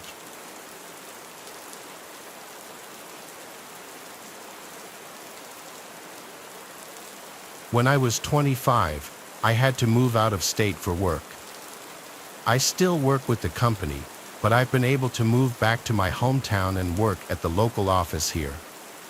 But at the time, I needed somewhere to live that wouldn't be bank-breaking. I made a posting on basically all the websites for a roommate, Instagram, Craigslist, Twitter, and even on my neighborhood subreddit. I had a guy named Chad reach out to me on Instagram stating he had a room available in his place. I looked at his pictures to see if he looked like a somewhat normal guy, and he did. I was open to the idea of having a male roommate as long as they seemed normal, even though my parents were very against it. Chad and I FaceTimed, during which he gave me a virtual tour of the place. Apparently, he owned the place outright. It was a modest house in the middle of town, only a 15-minute drive from where my office would be. He also seemed pretty nice. I didn't get any bad vibes at all. His price was fair, and his rules were pretty fair too.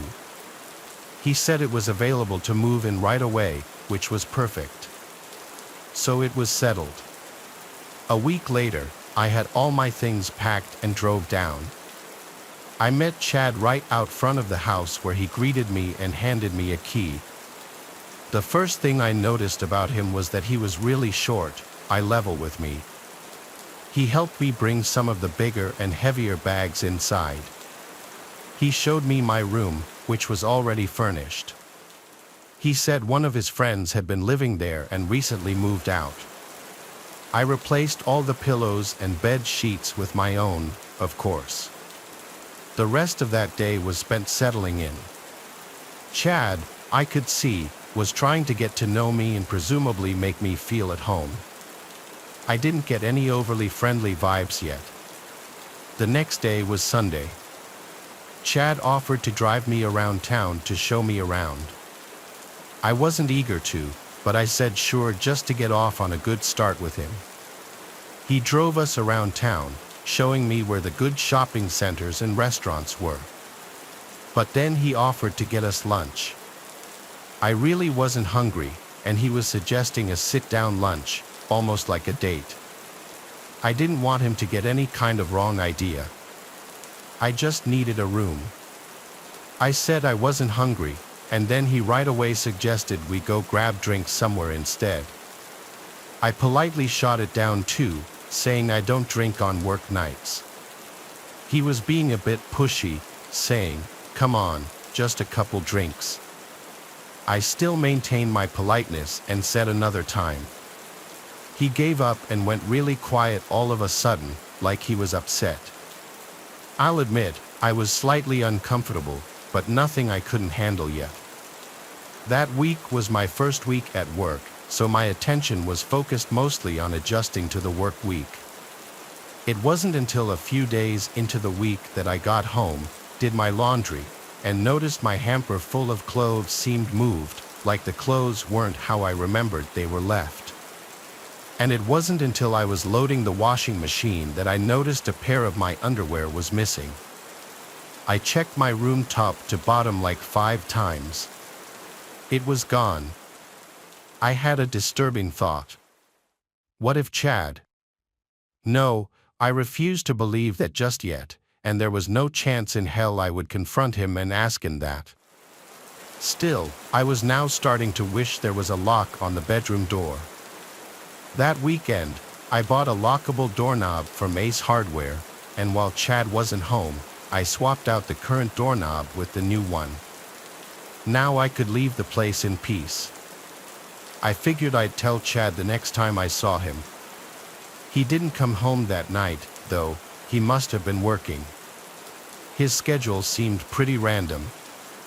That night, I awoke to banging on my bedroom door. It was Chad. He was saying my name, and he didn't sound happy. I checked the time, and it was like 1:30 in the morning. I decided I would pretend I was asleep. I was honestly kind of scared to open the door. I had a feeling it had to do with the doorknob, and I was right. The next morning, I woke up to a bunch of texts from Chad saying, "We need to talk. Be home after work." I simply responded, "Is this about the doorknob?" And he responded back, "Yes." I apologized to him and said I was planning on telling him. He replied back, "It comes off today." I was getting incredibly nasty and weird vibes from his tone. My next response I thought out a little longer and basically said how I hoped he could sympathize and understand that I'm a girl and I just feel safer being able to have privacy in my room. He responded a little nicer this time, but he still basically said no to my request and that the old doorknob needs to go back on. I was confused and upset, but I had to respect his rules. I did also install it without telling him, so I felt like he had a right to be kind of mad. But how did he know I changed it? It's not like I had the old doorknob sitting out in the open. The idea that he tried coming into my room that night kind of scared me. I changed the doorknob back the next day and returned to Ace. This is where things went really downhill, though. There was a knock at the door one day when Chad wasn't home. It was a girl around my age. She asked me if I was living here with Chad, and I said yes. She warned me to get out of there immediately, that Chad has multiple restraining orders against him from different girls and he's known to be a very dangerous, creepy stalker. I was at a loss for words. I asked her how she knew I was here. She said she knew that he was trying to rent his room and that it's not surprising he opted to have a girl move in. She said she saw me moving in and wanted to wait till he wasn't home to come warn me. I thanked her so much. I truly was terrified now. I had already paid Chad for the entire month, and I didn't know what to do. She said she would help me in any way she could. I took her number, and she left. I started packing my things and looking for other places I could move to. I found something across town, a studio apartment sublet for a little more money. I contacted the poster of the ad, and she told me I could move in as soon as possible. Perfect. Now I just needed to tell Chad and get my money back. I started packing some of my stuff into my car and I texted him that I'd have to be moving out tomorrow as something with my family came up and I needed to go home. He didn't answer. He got back to the house about an hour later and asked me about my text. I came up with my best fake story possible, and he said yeah, he'll give me the money back tomorrow after he goes to the bank. I was super relieved. About an hour later, he knocked on my door and then said, "Did by some chance some girl say something to you?" I simply said, "No, what do you mean?" And he said, "Never mind. It just seems like you're running away out of here for another reason." I insisted that it was purely because of the family reasons. He said okay and left. Sadly, the story didn't end there. I woke up that night and screamed at the top of my lungs when I saw a black figure sitting on the end of the bed. It was Chad. He turned and put his hand on my mouth and went, "Shoo." I said, "Please don't hurt me," and he responded, "Why would I hurt you? I knew someone said something to you. Don't believe what these girls say." I said, "You're scaring me, and this part is still just as insane to me as it was in that moment." He started to caress my leg and he said, "I don't mean to scare you," right after I said he was scaring me. I got out of the bed and ran for the door, and he screamed at me to stop. I ran outside with my phone in hand and called the police. I hid in the bush until they showed up and I explained the entire situation to them. They made Chad come outside and give his side of the story. Basically, I told them I just want to get all my stuff out of the room and I'm leaving. So the cops stayed there as I collected the remainder of my stuff and brought it all to my car. I also insisted on Chad then owing me the money back while the police were there, and he did so. Actually, the whole time the police were there he tried his best to act like some normal dude. I could tell one of the officers then pulled me to the side to tell me that this guy had been arrested before for other incidents with women, but Chad denied ever coming in my room or touching me or anything, so it was all he said, she said. I left the house and went straight to a hotel for the night. The next day I moved into the studio apartment. Luckily, the girl who posted it was able to facilitate my quick move-in. I have never, and will never, live with another man who's not my boyfriend or husband ever again, or just anyone I don't know for that matter.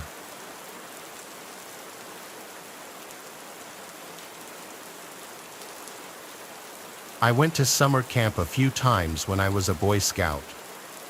It was usually pretty fun, especially the parts of the day we got to spend doing whatever we wanted.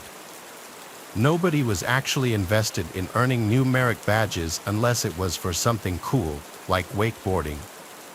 All we really cared about was messing around in the woods and swimming in the springs to beat the heat. It was a nice time just to be away from home and our parents for a week. The only thing a Boy Scout was missing was a girl to gallivant with. In the beginning, I thought I would go to summer camp every year if I could. However, things took a turn when I was 13 years old. After this trip, I left my troop and never went camping again. It was on the 4th day of summer camp, right in the middle of everything as far as responsibilities were concerned. It was a light day for me and my friends, 4 of us in all. We ran around the main common area of the campgrounds, used our allowances to buy ourselves each a souvenir knife at the general store, drank some yoo-hoos, and threw some tomahawks with the weapons guy between his classes. Eventually, 2 of us decided that we were getting tired and sweaty and just wanted to sit around in our tents until dinner time. But my closer friend Enoch and I wanted to keep it going. There was a network of trails that snaked all around the various campsites. We'd already taken the trail to the springs, so Enoch and I wanted to do a little more exploration. There were just the 2 of us, so we both had canteens full of water and snacks in our pockets, along with knives and cordage, a map, a compass, and I had a small first aid kit. We thought we were prepared for whatever we would run into out there. We didn't plan on going far either since we had to be back in a little under 3 hours for dinner. We set out from our troop's campsite with plenty of daylight left and made our way into a mosquito-infested area of woods. The canopy shaded us pretty well, and the air was humid and stifling. We wanted to see what it was like out there, but all we discovered was that the trees were a bit taller. It wasn't long before we started to make conversation over the sound of afternoon bugs, the sort of bonding you would expect to occur between two 13-year-olds in the woods. We talked about girls, mostly in the ones that we thought were ugly, so on and so forth. None of it was very tasteful, admittedly.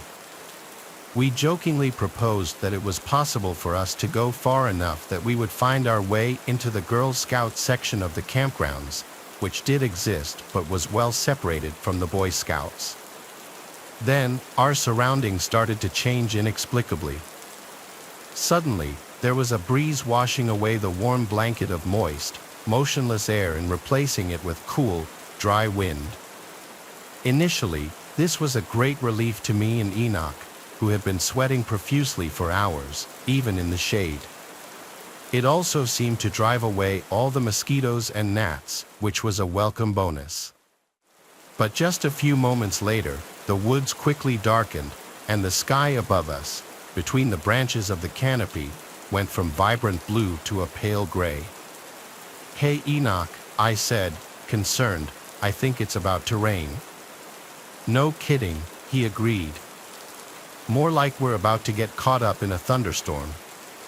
"Should we turn back?" I suggested. "No," Enoch replied with confidence, looking down at his compass. "The trail that we're on loops back to camp. Right now we're heading due north, which means we're right in the middle. We might as well just keep going." "Well, sure," I said. Enoch seemed to be pretty confident about his navigation skills, so I let him make the decision to press on. However, the threat of being soaked to the bone put a damper on the mood, and as such, there was a lull in the conversation. We hiked on, listening for oncoming thunder and waiting to feel the first raindrop land on our heads, except it never came. The darkness that descended on us only increased, but rain never fell. "Hey Enoch," I said again, even more concerned this time. "Will you check the time, man? I think we might have missed dinner." Enoch looked down at his watch. "No way, man. We've only been hiking 4, and then, suddenly, Enoch went silent and stopped in his tracks. "What is it, man?" I asked. "My watch is dead," he said gravely. "How is that possible? I thought you replaced the battery before going to camp." Enoch silenced me and started looking all around. "You hear that?" he whispered. I listened but didn't hear anything. Actually, I heard so much of nothing that it struck fear into my heart. It was totally silent, not a sound in the woods all around us. It was an unnatural quiet, devoid of any cicadas or even flies. For a minute, I peered deeper and deeper into the woods with my ears and heard only silence. Until finally, I heard singing, angelic singing, but it was so soft and quiet that it was almost inaudible but unmistakably the voice of a beautiful woman. Just by the way Enoch looked at me in that moment, wide-eyed and grinning, I knew he heard it too. "Oh, it's the Girl Scouts," he exclaimed. Before I could even respond, he bolted into the woods to go after the sounds.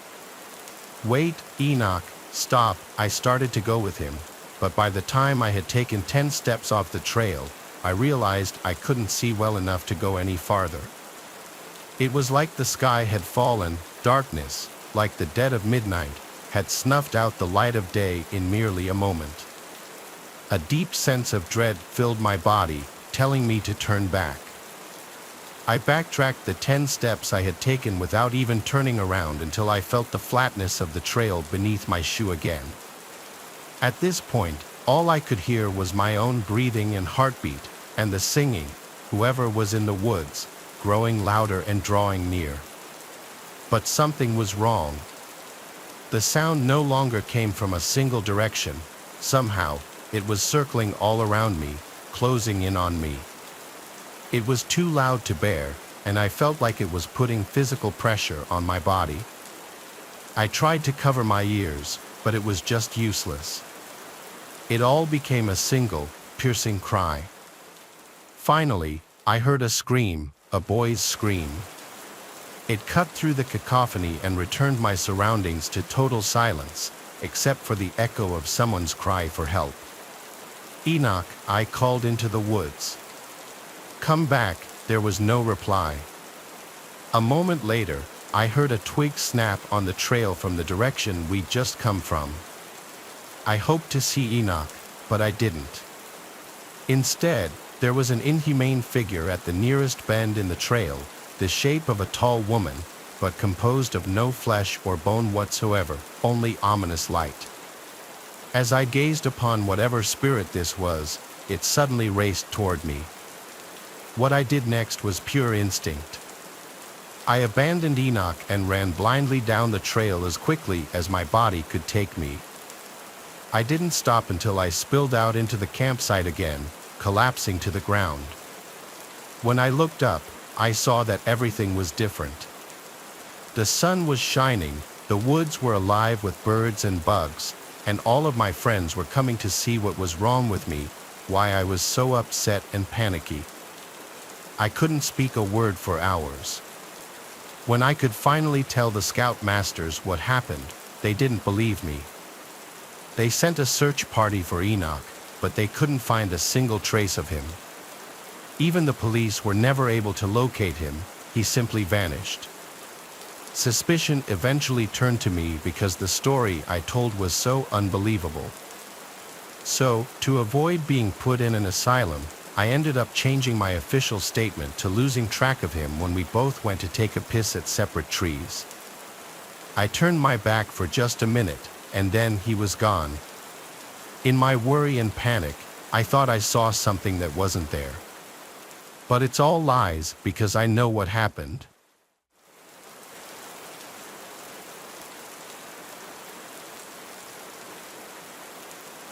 When I was in middle school, I was desperate for friends.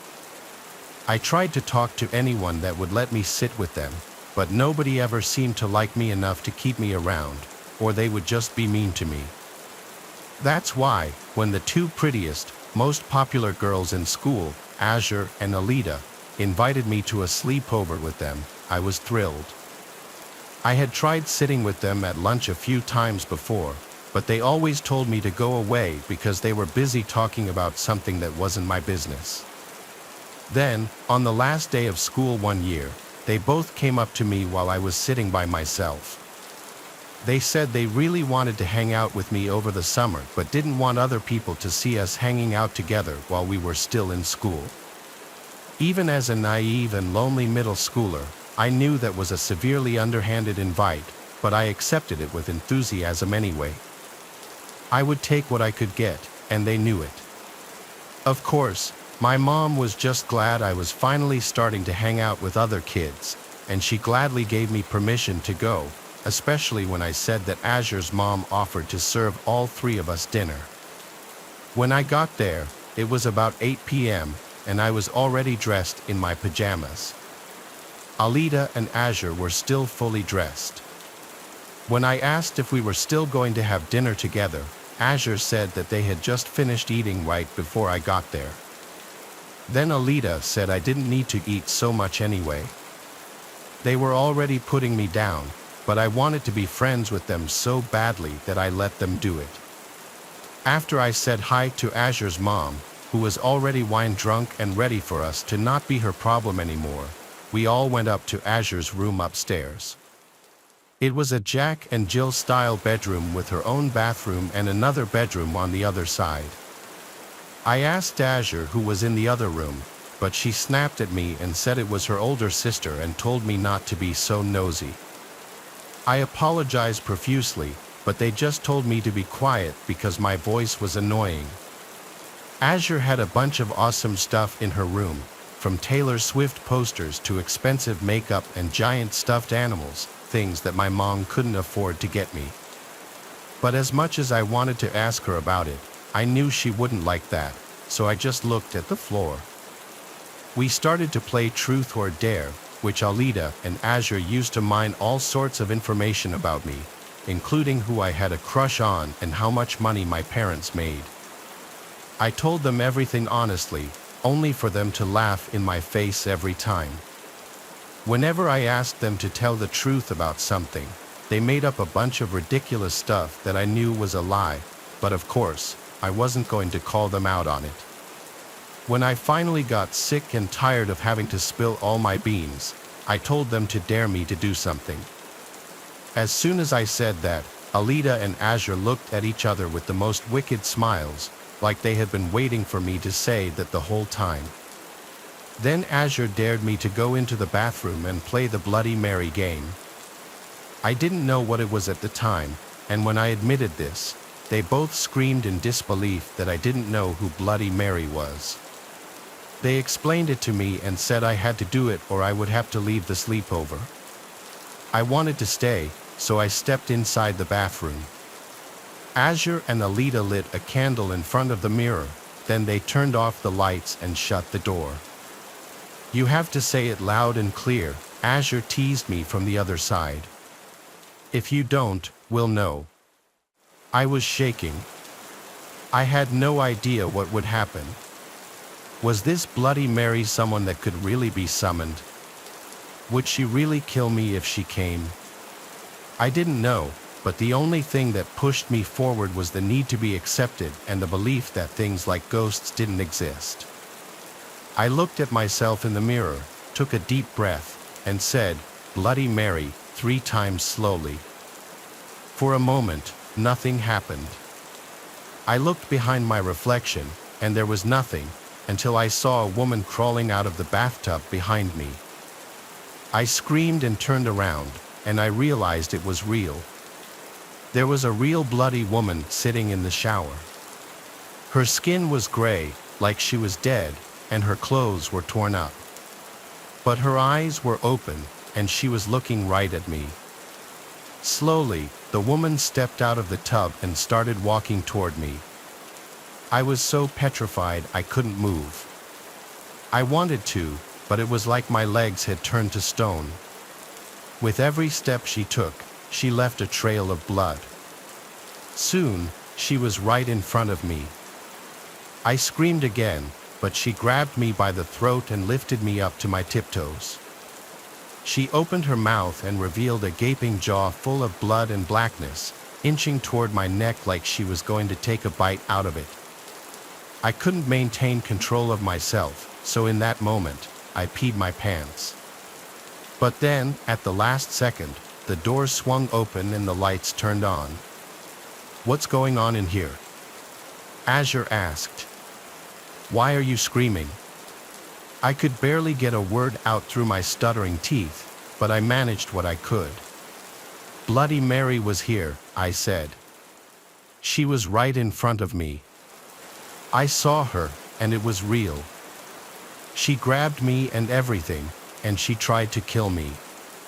Alita and Azure said, almost in unison, "What?" They looked all around the bathroom, but of course, she was gone. "Stop acting crazy," said Alita.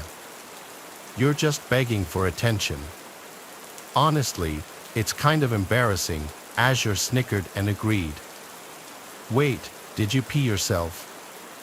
"That's disgusting," Alita exclaimed.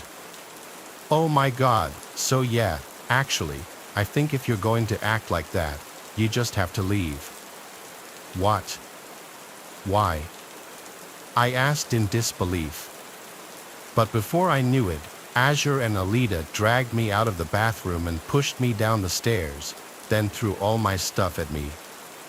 I crawled to Azure's mother, a sobbing mess, and begged her to call my mom. Based on the look in her eyes and the way she sighed, I think she was very close to just letting me cry myself to sleep on the ground. But thankfully, she had the basic decency to call my mother so I could get out of that awful house. I never fully explained to my mother what happened, except for the fact that they were so mean that I cried. I hid the bruises from being pushed down the steps, and I wore turtlenecks for the next few weeks to hide the bruises on my neck. That was how my summer vacation began that year. Needless to say, I never left the house again until school was back in session. As for Bloody Mary, Azure and Alita's gaslighting was so effective on me that I honestly believed she existed for over 2 years after that. Until one day, I told this story to my first real friend in high school, and they explained to me the obvious truth that it was just Azure's older sister in a convincing costume.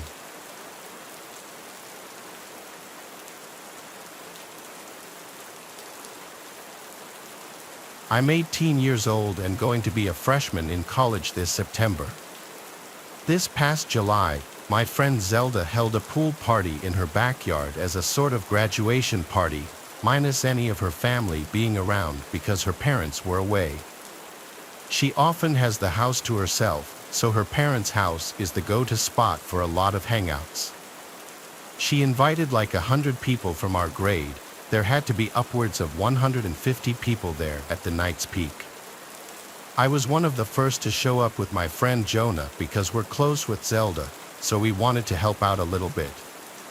By the time people started showing up, everyone congregated slowly from the kitchen and living room to outside in the backyard by the pool. Some people brought their bathing suits and jumped into the pool, others just jumped in their underwear, and then, of course, most others just stood around the pool. She has a huge backyard. At a certain point, so many people were at the party that it was clear as day people were bringing friends from other schools because we didn't know everyone there. Zelda was getting mad because she made it clear she didn't want randoms. In fact, unfamiliar people seemed to be just barging through the gate, not even accompanied by people from our school or grade. There wasn't much we could do, though. The party was already too crazy to easily control. Zelda did throw in our class group chat not to bring any more randoms or they'd be asked to leave.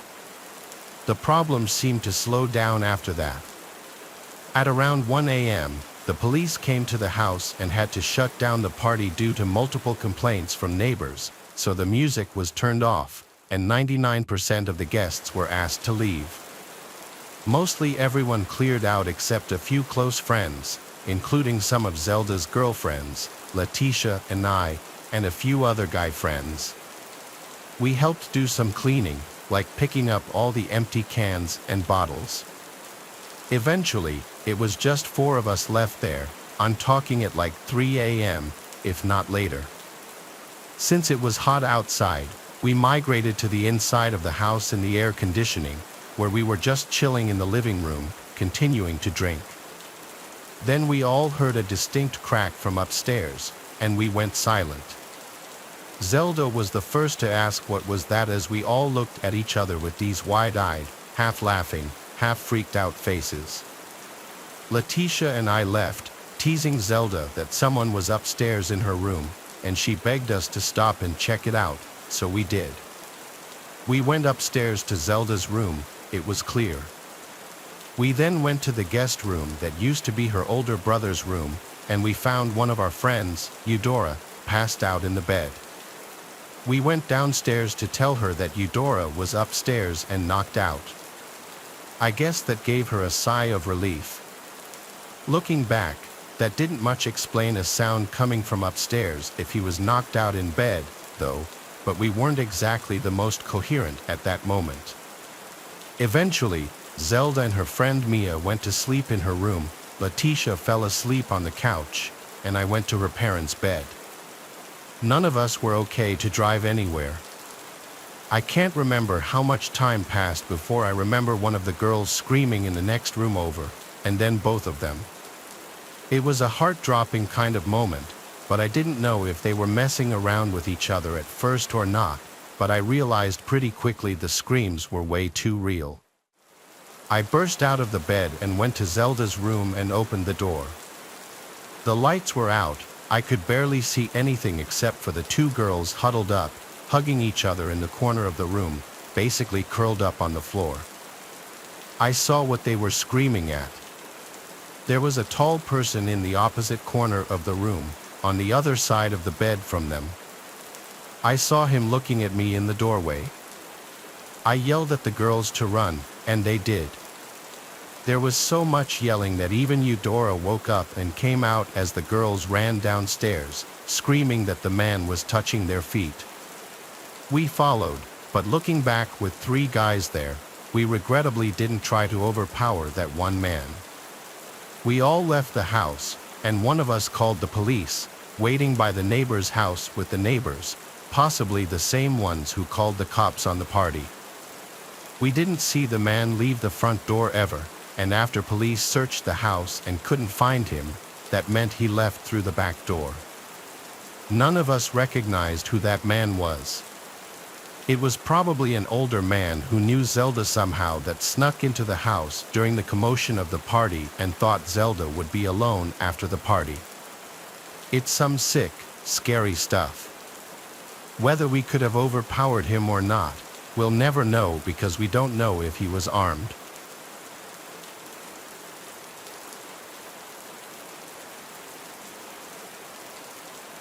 There's a nice quiet scenic creek not far from my house. I like to drive my kayak up to it every once in a while on the weekends in the summer. This one particular weekend was one of those weekends. The weather was perfect, sunny and 70s. I'd kayak down this creek a bunch of times and never had I seen anyone else kayaking it. That's part of the reason I like it because I'm a very reserved person and I like to do things myself, preferably with privacy. So, I set out on the kayak not far from where I'd parked my car, which is in a gravelly dirt parking area right off the road. There was one other car that pulled in a few minutes after I did, which was unusual. I'd never seen any other cars except my own here. 20 minutes into my kayaking, someone came out from the woods ahead of me, coming up on the left, and approached the edge of the water. He stopped and waved at me and smiled. He put his hands on his hips and greeted me. It seemed he had an expectation for me to stop and chat. I instantly knew I didn't like his smile, but my mother raised me to be polite to everybody, so I stopped paddling and smiled and greeted him back. There was an awkward pause where he was just nodding his head with his closed-lipped smile, and I had to break the silence by saying, "It's a beautiful day out." He nodded his head and said, "Yup," then asked where I'm from. I made something up and said, "From up north, just visiting." He clearly lacked the ability to hold any sort of conversation, and that's coming from me. I'm not the most social person myself. So, I wanted to just move along. I told him to have a great rest of his day and continued onward down the river. Never in a million years was I expecting what happened next to happen. I turned when I heard a snap of a stick or something from not far behind me. There, in the not-so-far distance, was the guy hiding behind a couple of trees, seemingly following me. I was disturbed and uncomfortable, like he was clearly trying to not be seen. I was scared to call him out in fear of how he might respond, so I pretended not to notice him and continued to kayak down. I would continue to side glance every so often to see if he was still following me, and he was. I had never wanted to see someone else in the water so much in my life. I took out my phone to try to call my dad or my brother for help, but of course, I had no cell reception out there. Still, instead of being followed and probably attacked, I decided to stop in my place, turn around, and threaten to call the police if he didn't stop following me. The man just stood in place behind another big tree, though he was clear as day there. I then decided to fake call the cops. I raised my phone in the air at the man and said, "I see you there, I'm calling them now." I then proceeded to fake a phone call, pretending like I'm talking to the police. The man started to walk away deeper into the woods. It seemed to have worked. I turned around immediately and started kayaking back up the way I came as fast as I possibly could. I would constantly look over my shoulders until I got back to where I launched the kayak. I made it safely. I checked my whole surroundings before stepping out of the water and carrying my kayak back to my car. The other car in the little parking area was still there, but I made a disturbing discovery that may have saved my life. Up until this point, everything that happened could have maybe been explained away. However, I noticed broken glass near the back of my car, and the back passenger side window wasn't there anymore. It had been shattered. I didn't step 1 foot closer to my car. I stayed hidden in the woods and checked if I had bars now that I was closer to the road. I did, and I called 911 successfully. I reported the whole incident and the broken window, and I stated I was scared I was still being followed.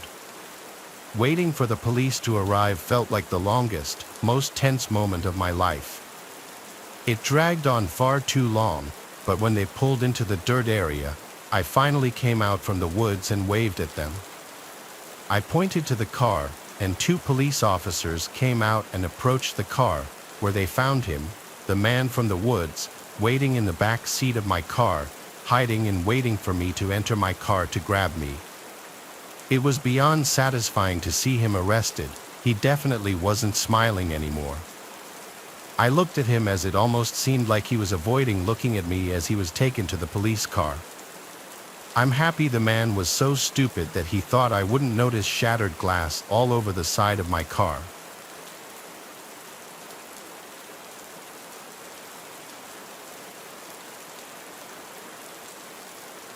What you're about to hear is something that will sound like it was straight from a horror movie, but it's absolutely true.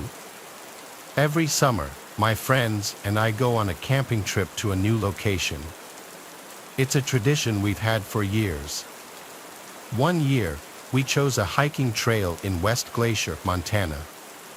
My friend Enda is a photographer, so he always likes to bring his camera equipment and get lots of nature shots. Our first day there, the 3 of us did a lot of hiking and exploring, taking in the sights and allowing Enda to get a lot of shots. That first night there, nothing was out of the ordinary. We had 2 tents. I was alone in mine while the other 2 shared theirs. The next day, we did some fishing at a nearby river and a few other things that aren't really that interesting to talk about, but that second night was where things got weird. The fire had just been put out, and we went to our respective tents. None of us had even fallen asleep yet when we started hearing sounds from out in the woods. It was very clearly a person's voice. It sounded like an older woman's voice. It kept getting louder and more clear every 10 seconds or so. I called over to my friend's tent right next to mine, asking if they heard that, and they called back saying yes, someone was out there. The voice got so close and so clear that we could hear her saying, "Hello." I was shaking in my socks. Maybe you might think we're bad people for not jumping to help an older woman who may have been stranded in the woods, but that just didn't seem right. Being in the middle of the woods at night hearing someone calling out, "Hello," is beyond terrifying. I heard footsteps approach the tent, then stop. The voice once again said, "Hello," but it was right outside the tent this time, and now that it was this close, it didn't sound like a woman anymore. It sounded like a man trying to sound like a woman, raising the pitch in his voice. The person outside my tent suddenly started shaking the tent aggressively, and I freaked out and screamed, "What do you want?" My friend shouted to go away to the person. The shaking then stopped as suddenly as it started, and I heard the footsteps quickly hurry away. I waited a few moments before unzipping my tent and grabbing my sleeping bag to go to my friend's tent. Even those brief 5 seconds outside the tent, I felt like I was going to be grabbed at any moment. I felt safer as I was in the tent with them and not alone anymore. None of us knew what to think, but we all 3 agreed it didn't sound like an actual woman. It sounded like some creepy man pretending to be one to get us to let our guards down. The question was why, though. Was he carrying a weapon? Either way, we didn't think it was safe to get up and leave now. We agreed to leave first thing in the morning, as soon as the sun would begin to rise. We also agreed that someone would need to stay awake at all times to keep watch, so we agreed to take turns sleeping. My friend Gabriel took the first shift while Enda and I tried to sleep, which was hard to do after what just happened, especially when we'd keep thinking we were hearing footsteps surrounding the tent.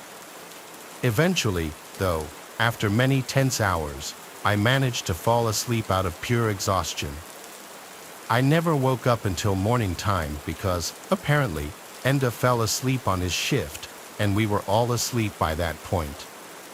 We were happy the sun was up, so we packed our stuff and headed back to the truck.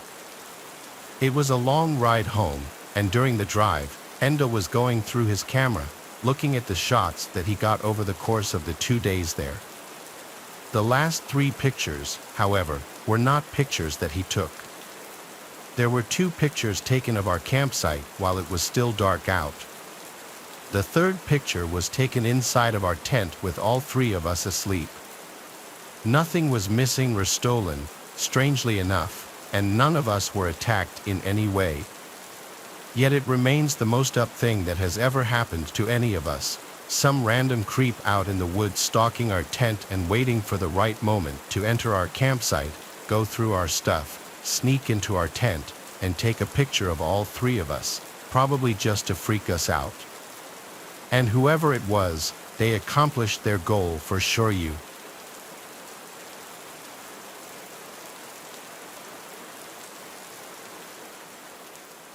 Summer is the greatest season by a long shot. That's a hill I'll die on any day. My love for the summer doesn't revolve around partying or drinking, as you may expect, but nature, warmer weather, and the outdoors are inseparable in my opinion. And I guarantee you that when the heat rolls through, I spend more hours outside than inside. It was a warm night in mid-June a few summers ago when this happened. I was 16 or 17 at the time. For context, there's a massive nature preserve near my house. When I say massive, I mean it. It's close to 1,000 acres in size. To this day, there are still parts of it that I'm positive I haven't explored. 2 of my friends and I agreed to spend a night camping in those woods. Technically, camping there was strictly forbidden and borderline illegal, but we figured that there was no chance someone would catch us in this dense forest. We just had to trek as deeply as possible. Zane was the camping fanatic of the group. I'm telling you, this kid loved cosplaying as a Boy Scout and probably knew close to 100 different knots. Our other friend Clement always supplied the drinks. If we were sober, he was unhappy. That's just how things went when Clement was involved. I remember the feeling of the gentle summer breeze blowing through my hair as the 3 of us packed up Clement's car. The weather was ideal, not too cold, not too hot. A few beers later, the 3 of us found ourselves lugging camping equipment through the woods at like 11:40. I can't lie, I was feeling the alcohol start to hit me as we marched along. Zane always carried this industrial-grade flashlight with him, so the darkness of the forest wasn't much of an issue. As much as I enjoyed the outdoors, though, traversing through thick woods at this hour was a bit creepy, even with Zane's flashlight on hand. After close to half an hour of straight walking, the 3 of us found ourselves in a small flat clearing that was an ideal spot to set up camp. We pitched our tent as per Zane's instruction and set our chairs up. The fire was the next step. Zane once again took the lead on this, and after a few more minutes, we had a pretty decent fire going. Clement reached into his bag and tossed me another drink. He then grabbed his JBL speaker and started playing some music. The vibe was perfect, and we must have been talking and drinking for a good 2 hours. We were all pretty drunk at that point, and I could tell the other guys were just about ready to pack it up for the night. Clement turned the music down and started collecting discarded beer cans.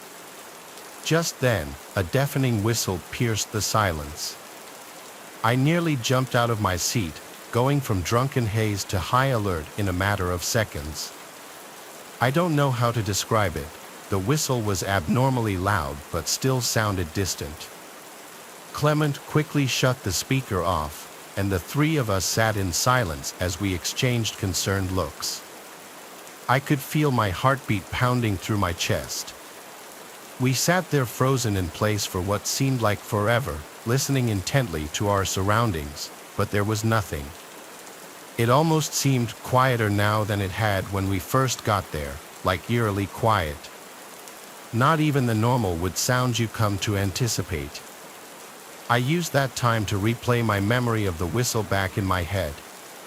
It definitely wasn't an animal's noise. The best way I can describe it is a standard whistle you would hear at a ballpark. Zane finally broke the silence, quietly urging us to pack up and leave. Clement and I disagreed with that plan, though. We might risk encountering whoever made the noise, which I was beyond terrified of. It was past 3 a.m. at this point, and an encounter this late would only mean trouble.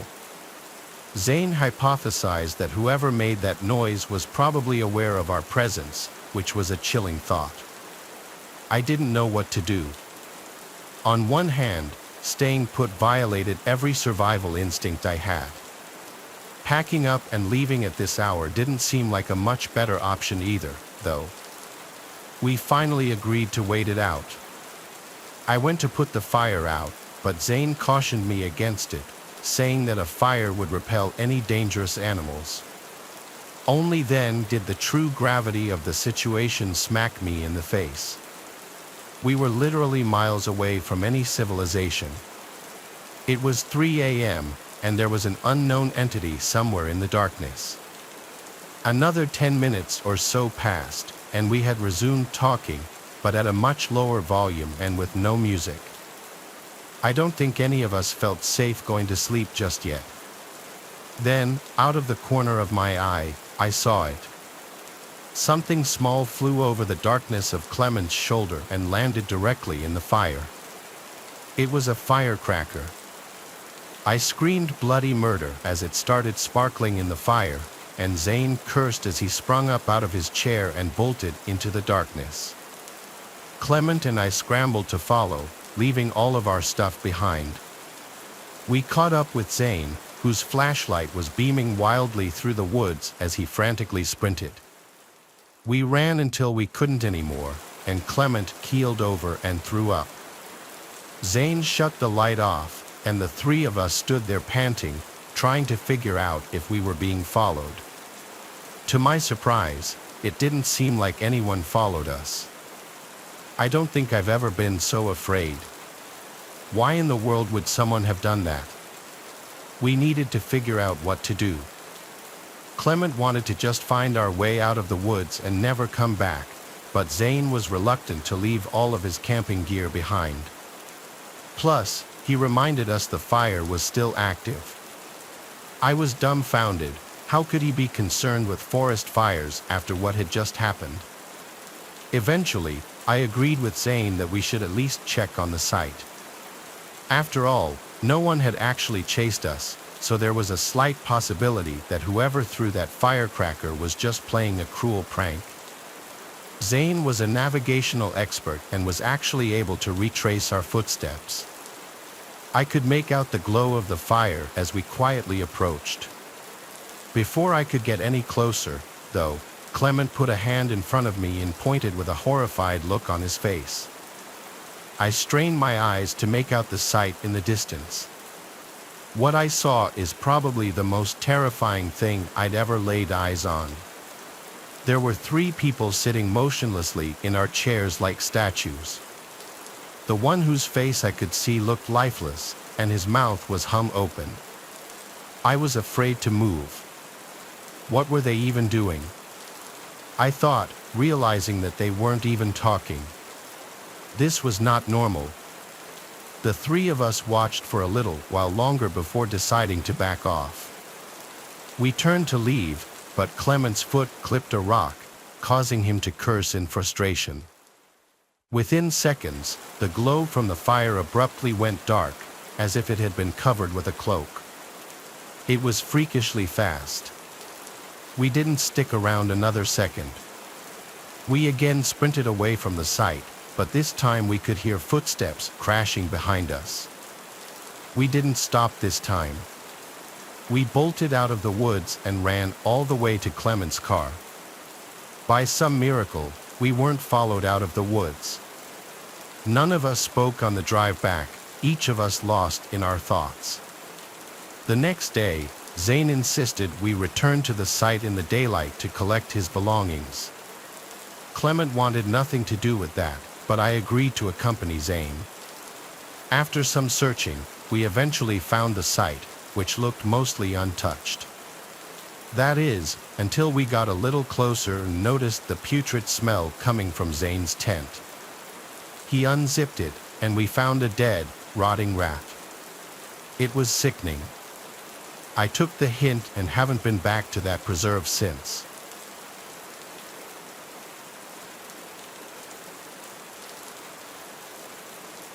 This ongoing issue started about a month ago, but let me provide some context first. I'm 25 years old and I live with my parents. My family is not well off and never has been, and pretty much all the money I make goes into supporting the household. My relationship with my parents is not the best. We bicker quite often, and whenever I'm not working or hanging with friends, I tend to stick to myself.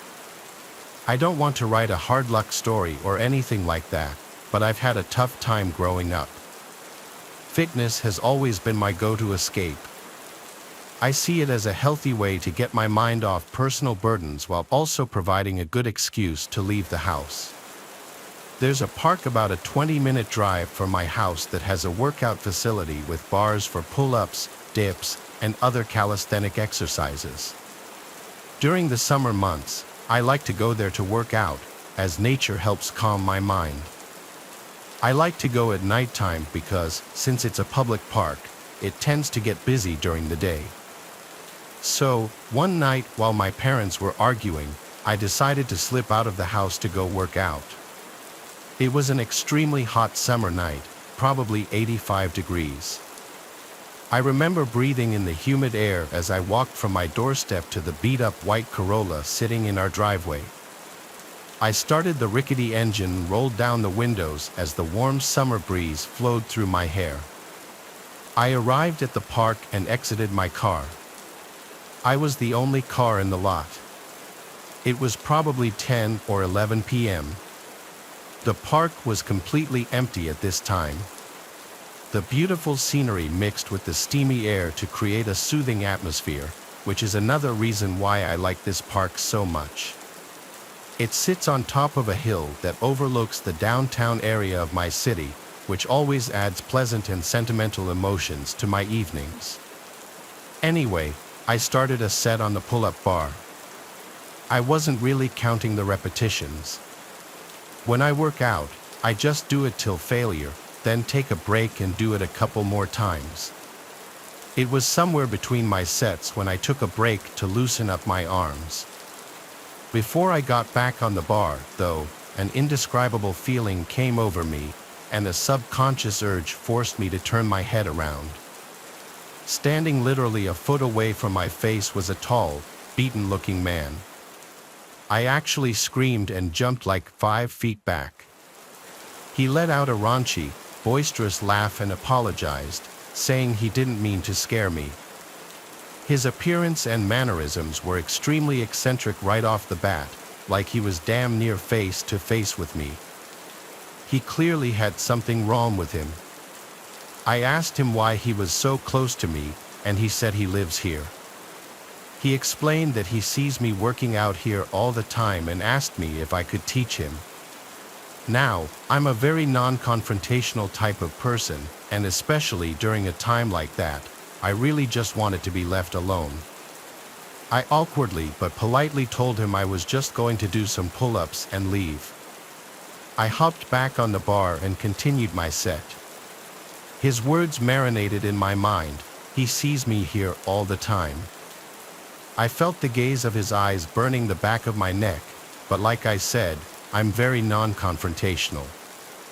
While he did make me increasingly uneasy, I didn't really know what to say or do about it. But then something really weird happened. Right as I was about to finish my set, I heard him mutter my full name. My blood instantly turned cold as I jumped off the bar and slowly backed away. I said a shaky, "What?" He didn't respond and instead just stared at me with this crazed, wide-eyed smile.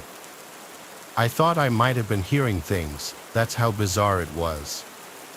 I started to get an awful feeling in my gut, like something bad was about to happen. Without another word, I decided to quickly walk back to my car and leave. I felt that man staring at me while I retreated, and thankfully he didn't follow me. Before I left the park, though, I took one last look and saw him hanging from the bar, attempting to do a pull-up. I watched as he grabbed the bar, tried to pull himself up, and then failed and tried again in the exact position I was previously in. I swiftly left the park without looking back. The entire ride back, I questioned myself. Did he really say my name? Was I hallucinating? I tried to forget about it, and eventually, I did. I woke up early the next day to get to work. I work construction and have to wake up very early before my parents, so I was the first one to notice the unmarked envelope sitting at my front door. It was addressed to me. I picked it up and figured I'd read whatever was inside whenever I had the chance. It was another sweltering hot summer day, and I took my lunch break early to cool down. I sat in my car while eating my pre-made sandwich and decided to open the envelope. I didn't really know what to expect, but never in a million years did I think I'd find 10 printed photos of me. They were all unknowingly taken. One was of me in my car, one was of me at work, one was of me exercising at the park. I instantly remembered that creepy man from the night before and started to feel uncontrollably nauseous. I stared in disbelief as I flipped through the rest of them. One was of my house, and the worst of all was a photo of me sleeping, taken from outside my window. I nearly choked on my food as tears rolled down my cheeks. I felt unsafe. I told my boss a serious issue popped up, and I left work right away. He wasn't happy with me, but I didn't care. I took a picture of the photos and drove directly to the police station. I gave the police the photos and explained my encounter at the park. I described the man to them, and they said they would look into it. I told my parents about it too, and for the first time in a long time, I actually got some sympathy out of them. More things started happening, though. A couple of nights later, at like 3 a.m., I awoke to knocks at the door. I didn't open it, assuming the worst. One day, I found a sticky note pasted to my car window with a heart drawn in Sharpie. I went back to the police to report this, and they said they would open up a stalker investigation. I haven't heard back from them yet. I figured it's hard to build a case without having concrete evidence. This happened about a month ago, and I've been on high alert ever since. My parents are looking for a new home, which is already tough given our financial situation. I'll update if anything further happens, but until then, I'll continue to sleep with one eye open.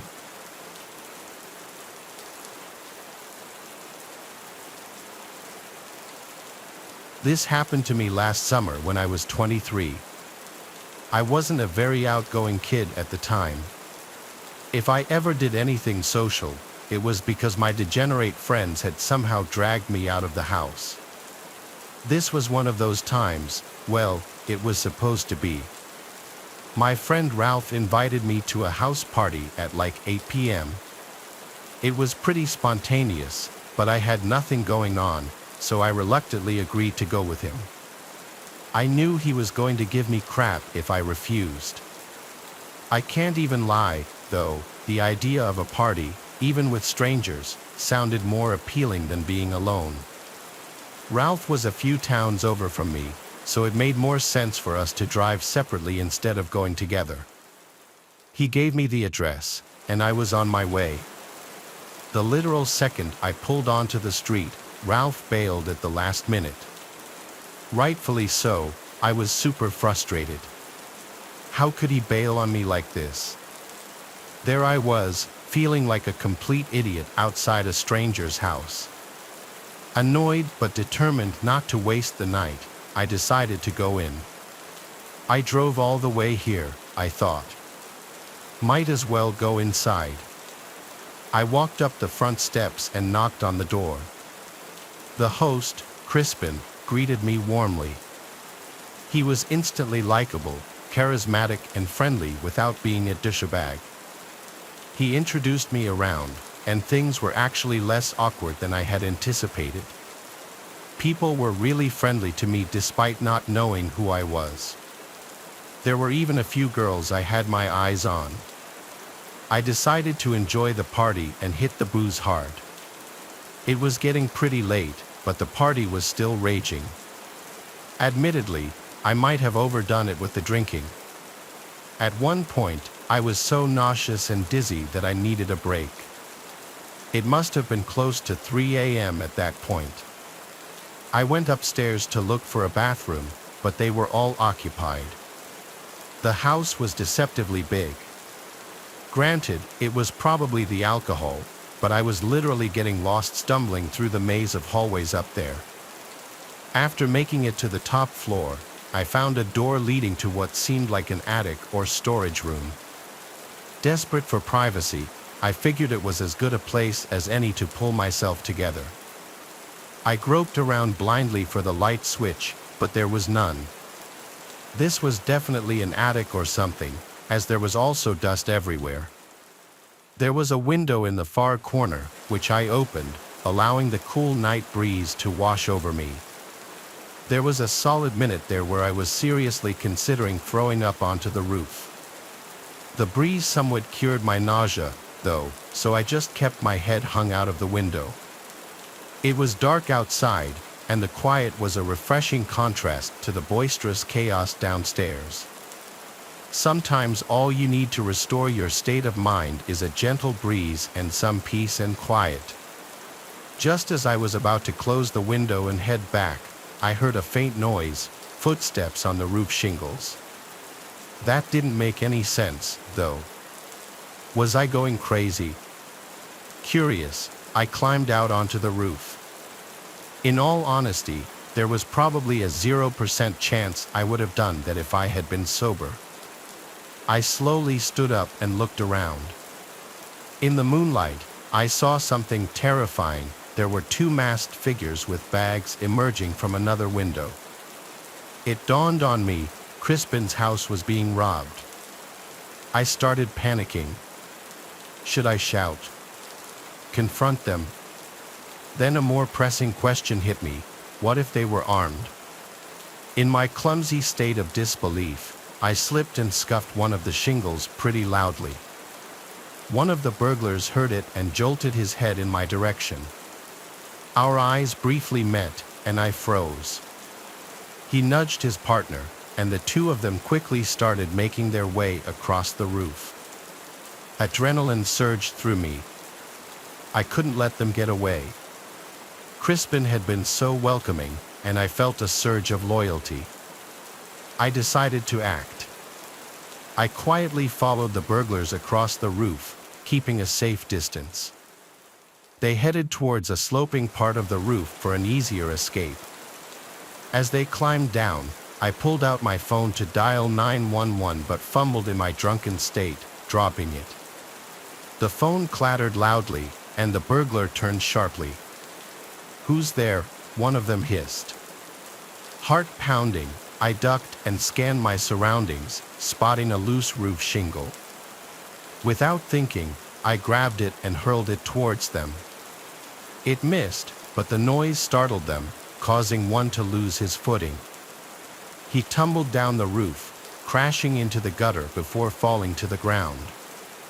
The other burglar, now panicked, leaped to a neighboring tree and scrambled down. I rushed to the edge of the roof and saw the fallen burglar groaning on the ground. I needed to alert everyone. As I turned to head back, I heard sirens. Someone else must have called the cops. I stumbled back into the attic room and made my way downstairs, trying to appear calm. The party was still in full swing, oblivious to the drama outside. I found Crispin laughing and chatting with guests. "Crispin, you need to call the police. There's been a robbery." "I saw the burglar on the roof," I said.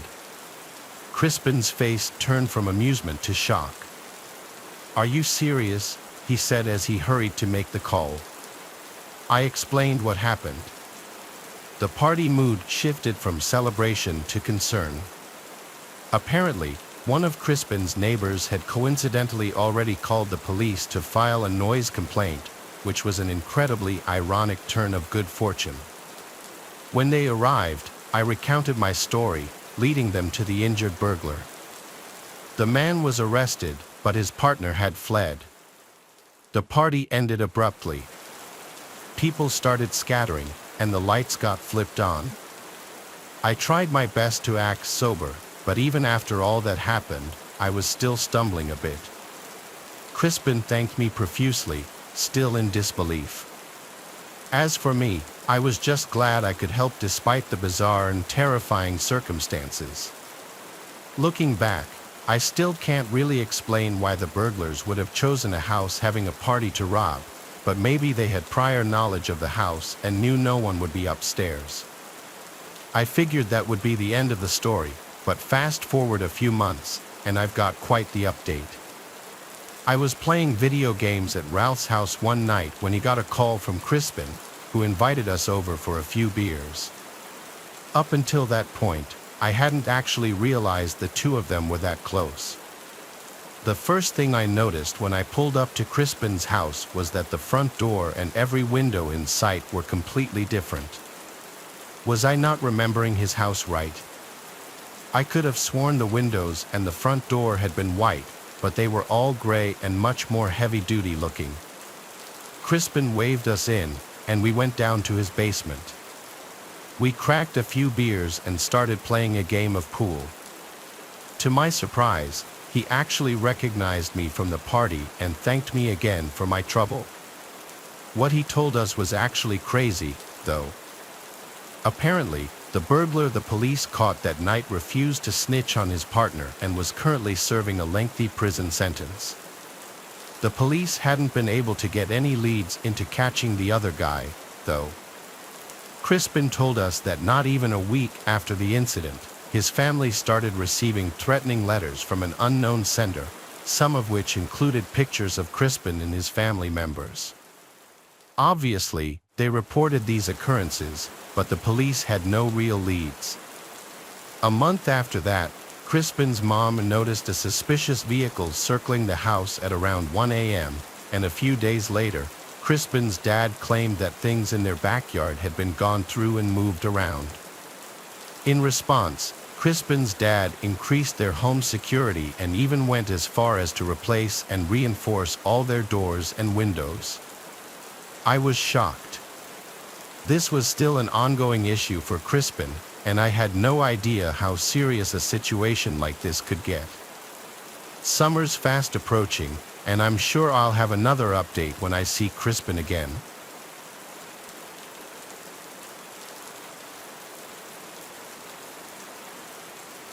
In my mid-30s, about 10 years ago, I worked as security personnel at a cemetery.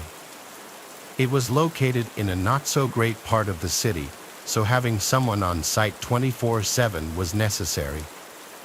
Even then, we'd still get people sneaking in and spraying graffiti on the stones or even trying to dig up graves. Most of these stunts happened at night, which was good for me because I always worked the evening shift, usually from 2 to 10. Granted, I'd still have to be there alone for a couple of hours into the night, between 8 and 10, but it was still much better than the alternative graveyard shift. On this day, I was warned about some people coming by the cemetery at random hours and just sort of stalking the place. It had been going on for a few days, and the other workers weren't sure who they were or what they were doing. I said I'd keep an eye out. By 6 o'clock, the other workers had left, and it was just me. This was always my favorite half of my shift because I wouldn't have to worry about looking like I was busy the whole time. If we're being real, there wasn't ever much point to me being there when the other workers were around too anyway. If you don't already know, the job is made up mostly of riding around in a golf cart and making sure nothing is going on. From 6 to 8, I drove around and picked up a few pieces of trash left in the yard. There were a few more visitors that came, and at 8:30, I waited for the last people to leave. Then I went to lock up the front gate. While wrapping the chain around the bars and putting the lock on, I noticed a group of people on the other side of the road. They were facing my direction like they were watching me. I finished securing the gate, then got back in my cart and drove off. I knew that it was likely the group I was told to keep an eye out for, so I parked the cart in a spot where I could still see them. There were 3 people from what I could see. They stayed in the same spot for a couple of minutes before walking away. I drove around, making sure they weren't trying to find a way in on the sides, but I didn't see them.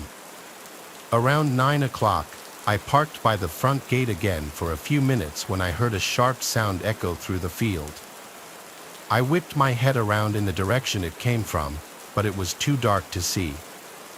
I started the cart back up and made my way through the field. The sound was so echoey and loud that I couldn't tell if it was from inside the cemetery or from just outside of it.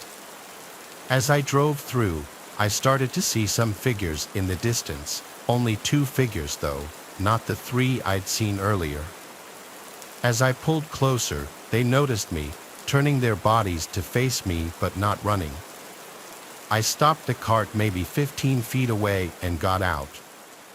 The place closes at 8:30. "You gotta go," I called out. I took a few steps forward. "Do I really have to call the cops?" I said, getting more irritated and slightly more nervous. That's when I noticed one of them was holding something. It was a shovel, but they weren't really standing close to any gravestones. I looked down at the ground next to them, and there was a clear spot they'd been digging in. Then out of nowhere, I heard a guy behind me yell. The 2 started running, and the one behind me ran in a different direction. I got in the cart and turned it on to try and chase the one guy, but right away, I could feel that something was wrong with the cart. It was shaking and wobbling when I tried to drive it. I got out, and it was clear that the 2 left tires had been slashed. I frantically called the police and ran to the main building. Thankfully, the group didn't seem interested in chasing me, but seeing as they had likely slashed the tires with a knife and that there were 3 of them, I was terrified. When the police arrived, the group was long gone, but we did find the half-dugout hole they made. We were really confused by it until we found something else along the fence not far from the hole they were digging. We found a body bag. Yes, unfortunately, there was a body in it. After some days went by, it came out that the man in the bag was part of some gang and must have been killed in a shooting. What we think is that the group was trying to dispose of the body discreetly and thought that if they dug a grave and buried him in a cemetery, then it would blend in and nobody would find it. I can't say it was a terrible plan, but the execution of it wasn't the best. Although none of the men in the group were ever found or identified.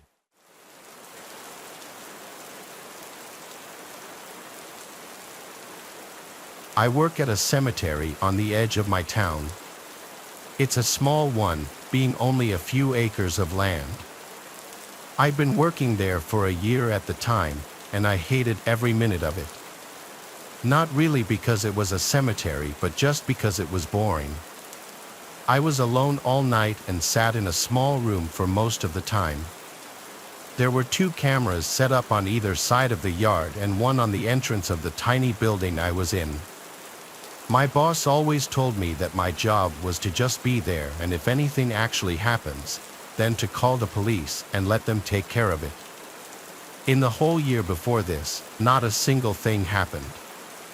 Again, it was a small cemetery in a small town, so not a lot of action was expected. On a Monday evening, I pulled into the parking lot and relieved my coworker from his day shift.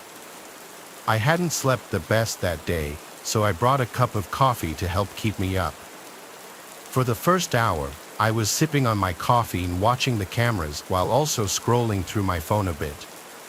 Come 1 a.m., I started to get really drowsy. I was nodding off in my chair, and the coffee wasn't really helping either. In the middle of the hour, I guess I fully fell asleep. What I think was 20 or so minutes later, I woke up to an odd sound, metal creaking behind me. I swiveled around in my chair. The door to my building was cracked open, swaying slightly from the wind outside. My heart hurt from the strike of fear it gave me. I got up and pulled the door further open, peeking my head outside and looking around. Nobody was in sight.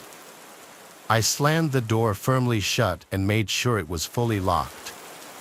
It could have been a simple mistake, not fully closing the door, but it got my hair standing up. I rolled back the footage outside the building and didn't see anyone coming up to the building. At least after this, I was wide awake. I was constantly checking each camera. About 10 minutes later, I saw something move on the screen. It was the camera on the far end of the yard. Someone was walking through the cemetery. I watched as they slowly made their way past several gravestones, then stopped. I waited a few seconds before picking up the phone and dialing 911, still keeping my eyes on the screen. I spoke softly into the phone, telling the operator that I worked at the cemetery and there was a man trespassing. The woman on the phone started responding when suddenly the man sprinted through the yard and off of the screen. I let out an uncontrollable gasp, moving my eyes all around the other cameras looking for him. A second later, he appeared on the other screen, sprinting past it again, and not long after, he appeared on the screen showing the outside of the building I was in. I told the woman what was going on, that I needed to be quiet. I put the phone down and stared at the camera. It was a man who was now standing right outside the door. Then he looked around at the face of the building before locking his eyes on the camera. It made me shiver, seeing him stare at the camera as if he could see me through the screen. "Hello. Can you help me?" I heard his muffled voice from the other side of the door. Then, without even waiting for an answer, he walked around to the back of the building. There were no cameras on that side, but I could hear his footsteps in the grass. He sounded like he was walking right up against the wall. Then out of nowhere, I heard his footsteps departing quickly. My heart was racing all the way up until the police came. I thought I'd sound crazy, but they found very defined shoe prints in the grass. They followed them far off, way past the cemetery border, but lost the trail before it led anywhere else. The man's behavior was very odd, and the way he asked for help was even odder. I don't know if the door being opened earlier was somehow him, but I don't know what to believe anymore. Despite being scared shitless, I continued working and still work there. Nothing else has happened, and the man never returned, but I don't think I'll ever fall asleep at the cemetery again.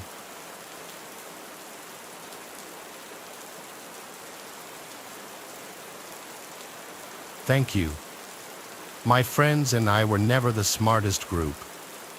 We did some really stupid stunts like going to abandoned areas, vacant homes, etc. But the worst of all the things we did was when we went to the cemetery one night.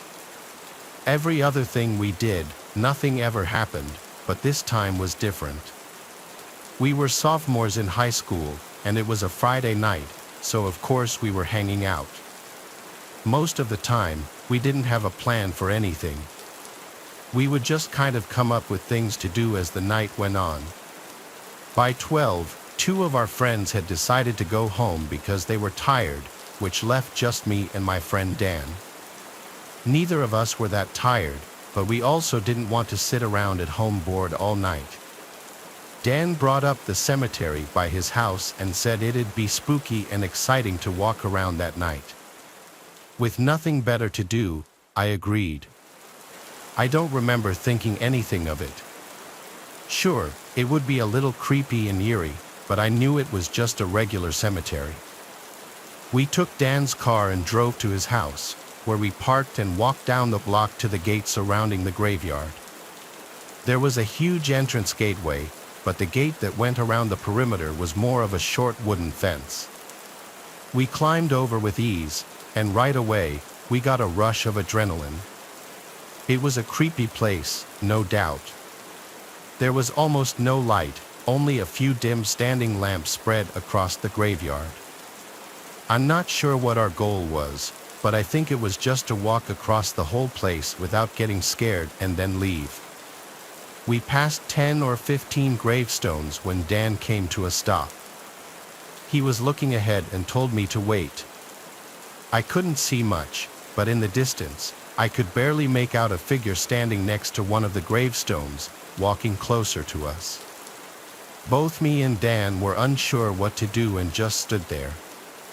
We both assumed we had totally been caught by one of the graveyard keepers and were probably gonna get arrested or something.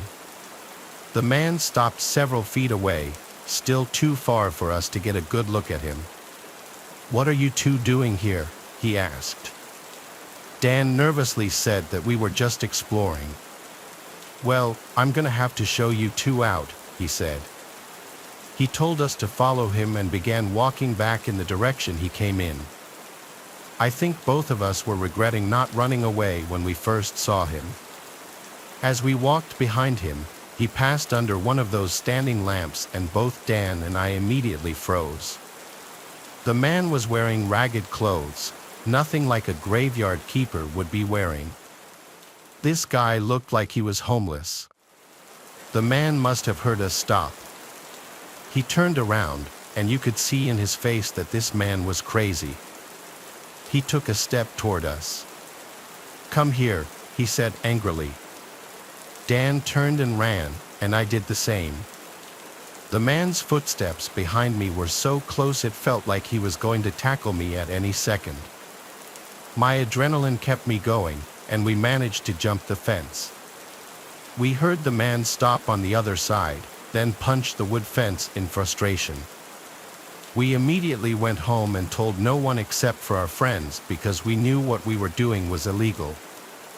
Both of us think that that man was some homeless person who was probably trying to rob us or maybe do something much worse. Luckily, we never made the mistake of going back there again.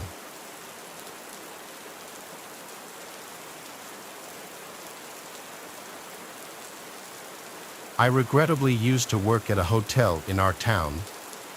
Our town had gotten hit by a hurricane a few months back, and a lot of houses were badly damaged, so many people vacated the place. The hotel is about a 15-minute walk from my house. The town and hotel name I'll leave out of this, as I really just don't want anything traced back to me. The hotel was a very standard bed and breakfast type place, you know, where they serve wet scrambled eggs, frozen sausages, and assorted cereals. The hotel had a busy month after the hurricane, as some people were out of their houses due to damages. But after a while, things quieted down, if anything, quieter than before the hurricane. I always worked nights from 6 p.m. to 2 a.m. Then someone would relieve me at 2 a.m., and they'd work till 10 o'clock or 11 a.m. I could always see how many people were checked into the hotel, and at the time, it was only maybe 9 rooms, which wasn't a lot at all. I could go the whole night sometimes without seeing anyone. There was a back break room for employees with a coffee machine, fridge, table, and a couple of sofa-type chairs. The employee bathroom was also back there. At night, I spent most of my time back there. There was a bell at the front desk that people would ring if they needed anything. I was in the back when I heard a deep voice from the lobby saying, "Hello," repeatedly. I got up and went through the door leading to behind the counter and saw a man on the other side of the glass. There was a glass barrier with an opening underneath about 10 inches high. He said he needed towels. I grabbed him a couple of extra towels and slid them under the glass for him. He grabbed them rather aggressively, shot me this weird look, then walked to the room's hallway. I stayed in the lobby, now sitting in the rolling chair by the monitors, and I just watched that man on the camera walk down the hallway. He was looking around weirdly, then he started rubbing the towels on his face. I said out loud, "What in the world?" Then he got in the elevator, so I went back to the break room. It was maybe 10 minutes later when I heard a voice again from the lobby. It was the same voice. I walked back out, and that man was standing on the other side again. He said very loudly, "My key card is broken." I asked what his room number was. He said it was something random, like 2C something with a letter in it. Our hotel rooms strictly had numbers, no letters, so I knew this man was lying. I told him, "Sir, our rooms don't have letters. Are you sure you're staying here?" His reaction was not something I was expecting, nor was it something I wish I ever had to be a victim to. He threw the towels on the floor, started smiling, and slightly tilting his head as he got closer to the glass. When his face was practically pressed up on the glass, he said, "I'm going to kill you," still with a smile on his face. Then he said it again, louder, and again. Each time he said it, it got louder until it was almost a scream. I screamed back at him, "I'm calling the police," and I did. I picked up the phone and showed him as I dialed 911. He kept his disturbing smile as he now started mocking me, calling the police. As I spoke to the dispatcher on the phone, explaining very loudly what was happening in front of my face, the sick man laughed and headed for the door in a slow walk. I told the dispatcher he was leaving, and when he was gone through the doors and out of sight, I said he was gone. She asked me if I still wanted an officer to show up, and I said no, it's all right. So the next couple of hours of my shift went slow. I decided for obvious reasons to hang around in the lobby now instead of the break room. There was one guest who checked in during this time. At around 2 a.m., my relief came, and I clocked out and was free to go home. I walked outside to the parking lot. It was cold out. I remember wishing I had brought my coat. I walked with my hands in the pockets of my light jacket and my hood up. Then I heard a voice in the parking lot. I turned around. There was a line of bushes that covered the first floor windows of the hotel. It came from the bushes. I don't know what the voice said. I didn't care. I walked faster now. Once I got out of the parking lot, I was on a main road for a brief minute, but there were no cars on the road in this quiet town at this hour. After a minute, I turned left down a residential street that would eventually turn onto my block. It was dead silent out, not even the sound of any distant traffic, just the sound of my shoes hitting the pavement. And then the sound of someone else's shoes hitting the pavement behind me, only it was the sound of someone running as if on their tiptoes, trying to be quiet. By the time I turned around, they stopped. There was a car right behind me, and I almost knew that there was someone hiding behind it. I heard laughing and then a familiar voice saying quietly, "I'm going to kill you." Without even seeing him, I knew it was that man. I looked around, planning out my next move. I couldn't outrun a man, let alone wearing my work shoes. I looked at the nearest house. It had an upstairs light on. Someone was awake. I would go run and ring the doorbell for help.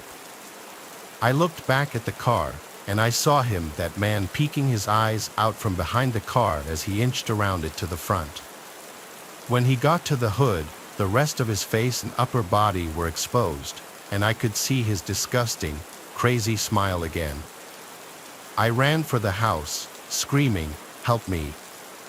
I made it to the front door and rang the bell at least 3 times. That's when the man grabbed me and started choking me, whispering in my ear, "Die." In that moment, I thought my life was flashing before my eyes.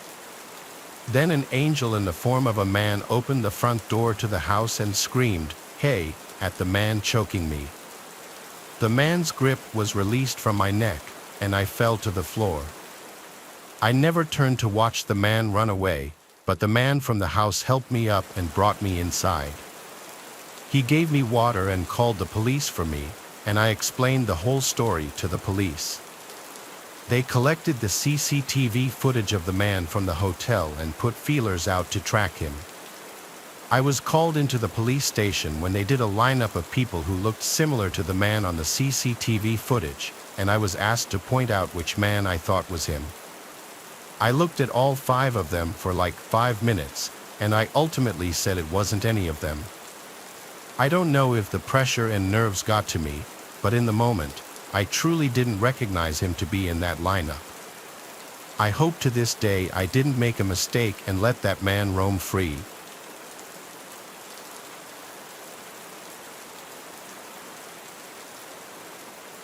So this happened a little over 2 years ago now. It was 2017, and I had just started a new job at a motel. It was low pay, but I needed an office job. One of my friends, John, got me this job. For a few days, I did training with the owner in the mornings. For 2 nights, John trained me. Our job was the 10 p.m. to 6 a.m. shift, nothing exciting, just checking guests in and doing paperwork. My boss, or the owner, went away with his wife on vacation for a week, which contributed to the swift training I had to endure. So it was my first night alone on the night shift. There was a monitor with security cameras around the motel's property and large glass windows all around the office building with a glass door. There was no night window like most motels have. It was fairly early in the night, at about 1 a.m. I was just doing my normal check-in paperwork when a man walked in and asked if we had any rooms available. Usually, if someone sketchy came in, my boss had me lie and say no. But he seemed normal at the moment, so without hesitation, I said yes. I began creating the reservation on the computer when I noticed he started swatting the air and making spitting noises as if he was being surrounded by flies. I tried to ignore it. As far as I was concerned, it wasn't my business, so I tried to check him into the room as quickly as possible. I gave him his key, and he was on his way. At this point in time, I could be described as very timid. I had a lot going on in my personal life, so I hope you can all understand my reaction to what happens next. The man came back from his room and slammed his hand on the glass door, causing me to jump, absolutely frightened. I looked up to see him just staring at me. He cracked the door and put his head through and said, "I can't get into my room. Why won't you let me into my room?" And my only defense is trying to be helpful, so I replied, "Maybe there's something wrong with your key. Let me give you another one." The look he had in his eyes was inexplicable. I felt like I was in absolute danger. I handed him his new key, and he went back to his room. I tried texting John because he's the one who trained me, though it was the middle of the night and he was asleep. I needed some guidance. With no reply from John, I noticed the man trudging down the stairs to come back. I went into absolute panic mode. I ran into the back office, locked the door, and pulled out my pocket knife. It's important to keep protection when working at night. I heard the man in the office yelling, "Hello? Hello? Why won't you let me into my room? Do you not like me?" Being an absolute idiot and not standing my ground or just calling the police when I was feeling scared, I decided to take the situation on alone.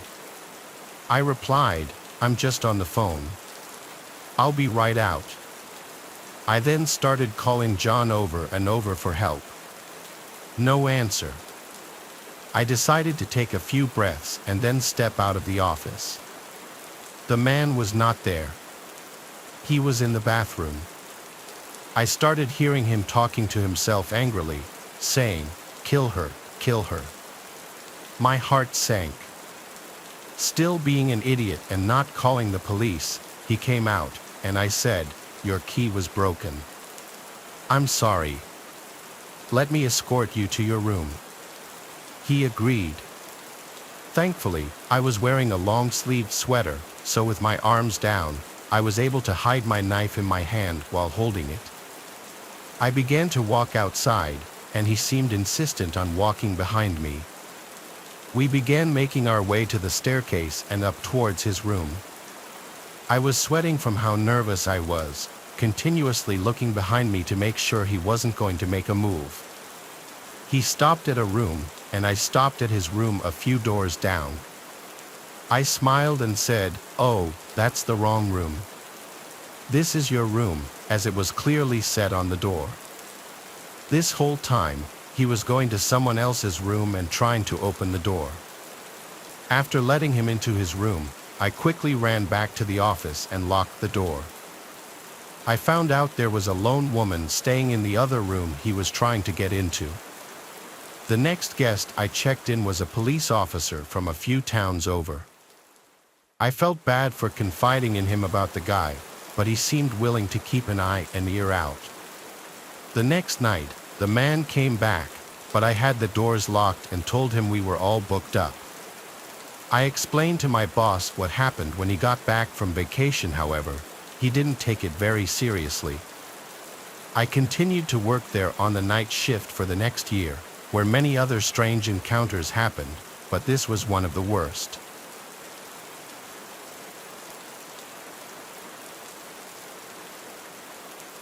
I used to work as a night clerk in a downtown condominium. The association had a lot of security concerns due to the way the building was constructed back in the late 60s. Both levels of the parking garage were accessible from street level, so there were a lot of possible entry points, many of which were located in blind spots of the security camera system. For that reason, I was required to make 2 rounds around the entire building during my shift to make sure no non-residents had found their way in. The most serious issue we had was the occasional carjacking, but what I encountered most often was homeless people who had found their way into the garage and were huddling in some corner for a bit of shelter. Kicking them back out into the street was by far my least favorite part of the job, but I had to do it. After working there for several months, I knew all the spots that people liked to hide in.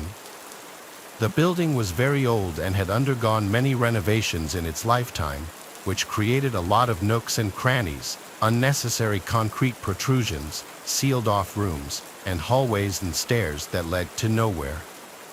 The creepiest spot in the whole building was so weird and potentially dangerous that I took a picture of it and brought it up to management. On the first floor of the garage, there was a door that opened up to a corridor directly underneath the ramp up to the second level of the garage. It was about 3 feet wide and ran about 20 to 30 feet, but it led to literally nowhere. At the end of it was a large water pipe with a valve, which was the only reason the space existed. But in the dark, with just a weak flashlight, that pipe seemed to take on many other forms. What made it dangerous, however, was the lock on the door. There was no padlock or keyhole on either side, but on the outside was a large sliding bolt latch. There was only one way in or out, and it locked from the outside with no way to unlock it from the inside. Ever since I discovered the spot, I couldn't help but imagine how easy it would be for someone to get trapped in there. However, nothing I said to management made any difference. They were already aware of it and had no intention of doing anything about it. Unfortunately, that meant I would have to open the door and check on it every night, but I never stepped foot inside of it. I was way too scared of it. Things went on like that for months, and then one day my worst fear was realized. It was about 2 o'clock in the morning, halfway through my shift. I was doing my rounds in the parking garage, and everything was normal. It was a slow Wednesday night. There hadn't been any problems or suspicious activity on the cameras, so I was far from on edge at the time. But then, in one moment, I was forced to go on alert. I heard the sound of a door slamming across the garage. I wasn't exactly sure where it was, so I walked over to investigate. My heart sank a bit when I saw that the door to the dead-end hallway was wide open. I looked around to see if anyone was in the garage, but I appeared to be alone. I shouted to intimidate anyone if they were hiding somewhere I couldn't see, but I got no response and nobody appeared. I was just worried that there was somebody hiding in the dead-end hallway, so I walked the rest of the way. I shined my flashlight down the hallway, and for a moment, I was relieved to see that nobody was in there. There was, however, an empty glass bottle about 10 feet inside. I sighed and rolled my eyes, thinking that somebody had been drinking in there and had run out in a hurry once they saw me snooping around, accidentally making noise as they rushed. It wouldn't have been that hard for somebody to climb up on the cars parked there to get above the wall and hop the fence into the neighboring parking lot. By the time I got there, since the garage was partially underground in that spot, in fact, that's how a lot of people get in because the dead-end hallway happened to be in a prominent blind spot of the cameras. Unfortunately, I wasn't allowed to leave trash anywhere if I saw it, so I knew I had to pick up that bottle. Of course, I felt the anxiety bubbling up inside my gut just for knowing I had to walk a few steps inside that hallway. I almost didn't do it, but I rationalized myself into thinking there was no way somebody would pop out and lock me in. I took a deep breath and stepped inside, but right as I reached the bottle, the door slammed shut. I immediately ran back to the door, but by the time I got there, it was already locked. I started banging on the door and screaming for help, but there was nobody there. I felt like I was being buried alive, like I could barely breathe. If it weren't for my flashlight, I would have been in some deep trouble. I wouldn't have been able to see a thing. Once I realized I wasn't getting out anytime soon, I reached for my phone. To my utter heartbreak, however, there was no service at all. The walls were made of cinder blocks, the door was made of metal, and the entire 6-story building was on top of me. No matter what I tried, I couldn't call 911. There was absolutely nothing I could do. I was completely stuck. The only way I was getting out was if somebody opened the door from the outside. But it was 2 o'clock in the morning, and it would be hours before anybody left for work. During that time, whoever trapped me was doing whatever they pleased in the parking garage. I heard several car alarms go off, and I knew what was happening. Somehow, they all turned off after a few minutes. I kept banging on the door and shouting, but nobody came. After a while, if I'm being completely honest, I gave up hope that I would be free anytime soon and just focused on staying calm. I sat down against the wall and turned off my flashlight to save the battery, but only after making sure I was completely alone. Every few minutes, I banged on the door a bunch of times. It took me about 2 hours, but finally, I managed to get the attention of somebody going to work early in the morning. I thanked them as they let me out, but unfortunately, the next thing I had to do was call the cops because I quickly noticed that a dozen cars had been broken into. There was broken glass all over the parking lot from all the windows that had been shattered. Whoever it was knew exactly what they were doing. They knew how to trap me in there and how to silence the alarms of the cars they were breaking into. We only had security guards on the weekends, and it left us vulnerable on a seemingly benign Wednesday. All in all, there were tens of thousands of dollars in damages and theft, and I was fired from my job. Not that I would want to go back anyway. The culprit was never identified on the cameras and was never caught.